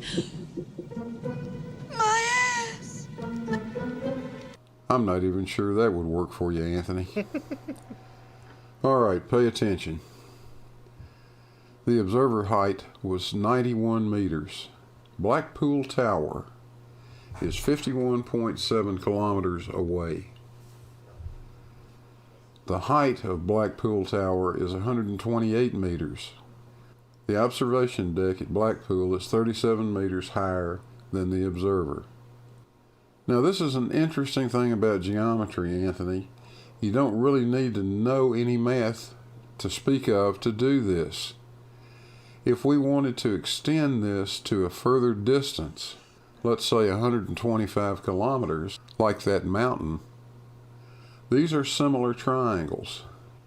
That means we can ratio the length of each of the sides. It's quite simple. All we need to do is take 37 meters times the ratio of the distances. In other words, 125 kilometers divided by 51.7 kilometers. And you'll see that the mountain should be 89.5 meters above the height of the observer. If the Blackpool Tower is 37 meters above the observer at 51.7 kilometers, and if the peak of Red Screes appears to be at the same elevation at a distance of 125 kilometers, Red Screes must have a height of 176.5 meters. That's the 91 meters of the observer height plus the 89.5 meters we calculated below. That's what you should see. But there's a problem, Anthony, because that's what reality is. That mountain is 746 meters, not 176 meters. Somehow, some way, 565.5 meters of that mountain are missing. Flat Earth busted.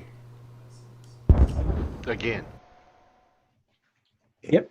Riley's brain.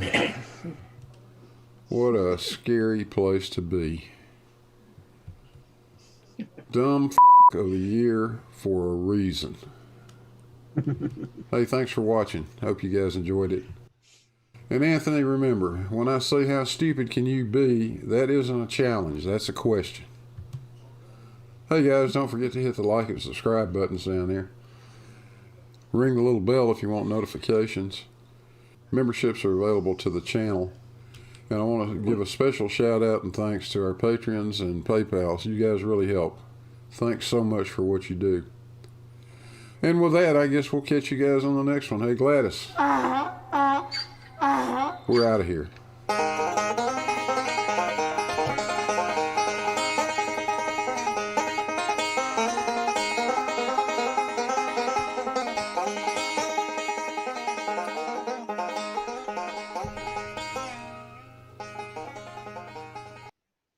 I don't know how many times we Right, have to right. show these. I don't know You're how many right. times we're going to show these flurfers, these images, how they're wrong. Hey, Yeah. hey, Blue. Yeah.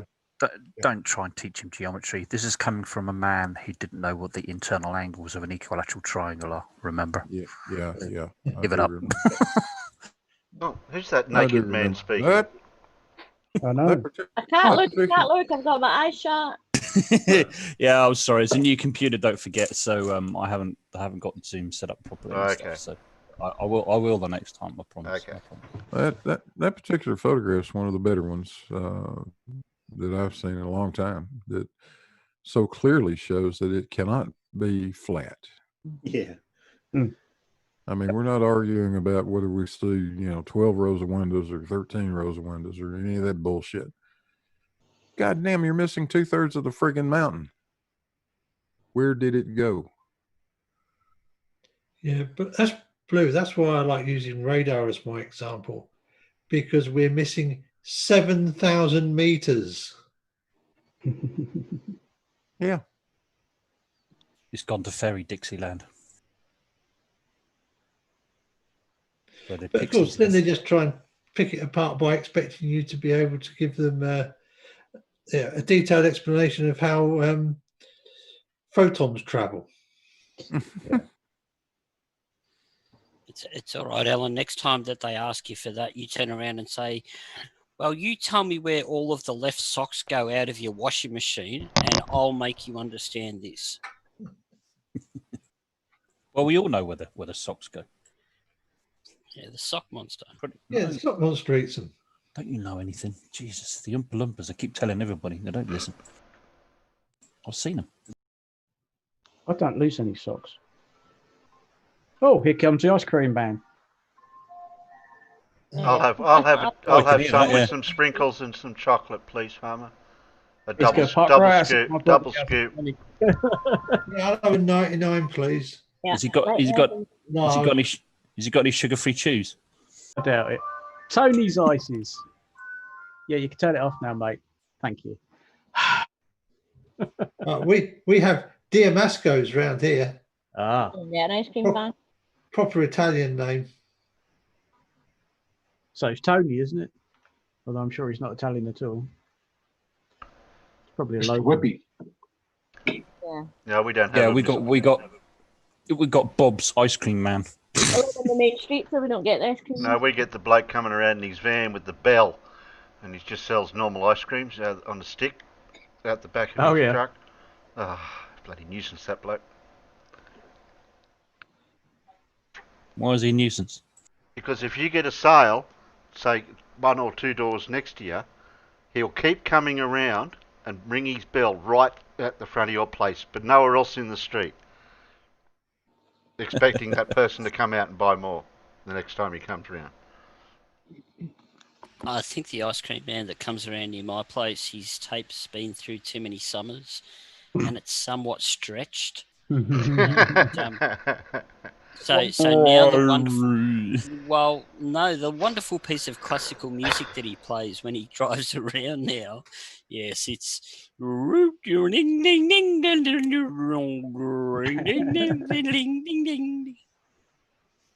I'll bet.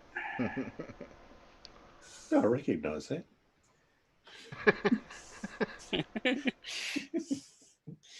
Name that tune. Anyway, I just thought I'd prop on and just say, yes, I am the real casual spaceman. See? Okay. Matt, the real casual spaceman. There you go. Proved. Okay. What have you been up to, Casual? Not much. Well, not much on YouTube anyway. Well, in fact, nothing on YouTube. Busy. Yeah, sort of other things, really. No. Life. Organising a wedding? No, not yet. No. We'll wait until things all blow over and, a few other things need to get sorted before we planning on a date. Yeah. Oh, that's it. I suppose it's going to take you a bit to get the money together to. Oh yeah. That get us up to get us to the UK for your bachelor's party, isn't it? Yeah, right. If you want to, you're more than welcome to come to my bachelor's party. You're gonna have to pay your own way though. So yeah. Oh, Peter, you can give me a lift, Pete. So Casual, since you've just invited me officially on the net, I've actually been putting the money aside. However, you're the one that's going to pay. What, pay in other ways, you mean? Maybe. You know what the traditional thing here is in Northern Ireland. I think it's the same in Ireland. Is what they usually do with the groom is not usually, sometimes is they put him on the back of a flatbed truck and they tie a chair to it, and then they then tie him to a chair, and then they just basically just cover him in absolutely everything, like egg and flour, and traditionally it was like tar and feathers and stuff like that as well. Absolutely, everything you could possibly find as disgusting as possible, and then basically drive around town and beep your horn. Couldn't we glad wrap you to a telegraph pole in the middle of town? naked. Strictly naked. Yeah, yep. That's classic, isn't it? That's classic.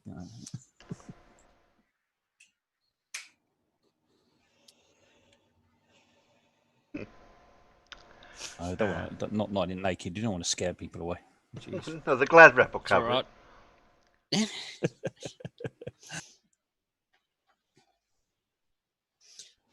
Get some compromising pictures of you out in the field. Outstanding in my field.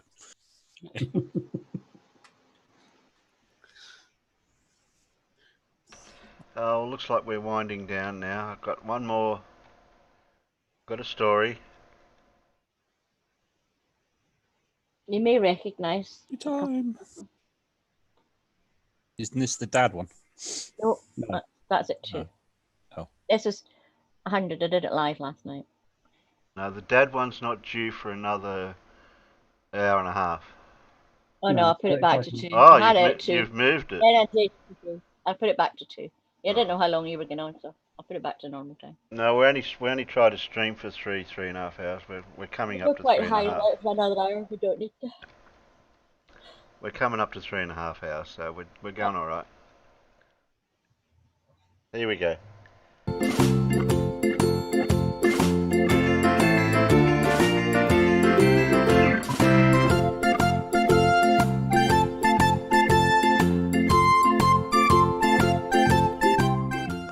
Here, Jimmy.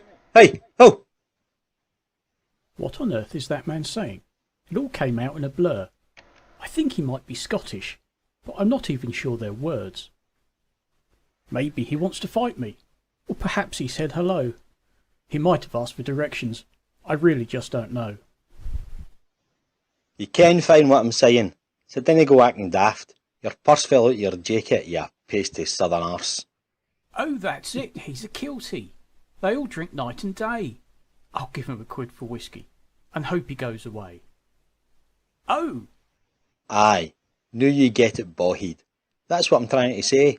While you're stalling a lot of bonnet, I've got your weekly pay. Just 'cause I come frae Glasgow, dinna go thinking that I'm pissed. But if you want to play with stereotypes, here's a few off my own list. I say chips and tally how, Rule Britannia and all that rot. No so funny now, eh? You're not laughing, John. What? Oh, I say there, Jock, I'm sorry, but you seem to have my cash. Hand it back at once, you thief, or I'll give you such a thrash. I'm trying to get it back, you halfwit. It's right here in my horn. You've only to come and take it. Ah, feck it. Bring it on.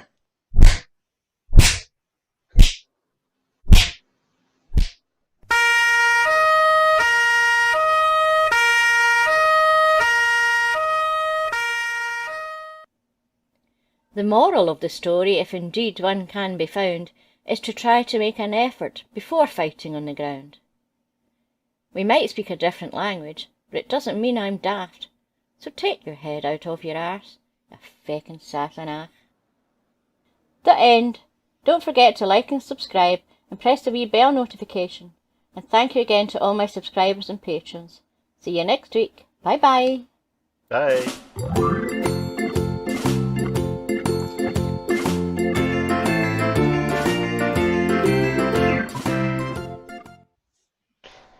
Geez, what wonderful voice actors you've got there. Yeah. I should have put the I knew I should have put the subtitles up on that one. Yeah, that was good. I enjoyed that. That was good. Tusk actually wrote it.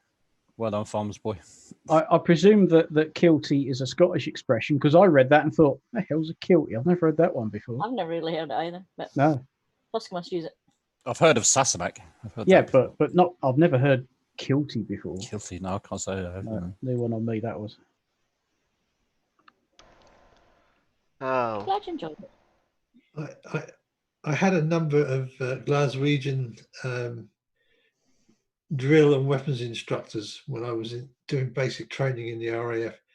That was enlightening. the combinations of 4-lettered words that they could use. Yeah, I bet.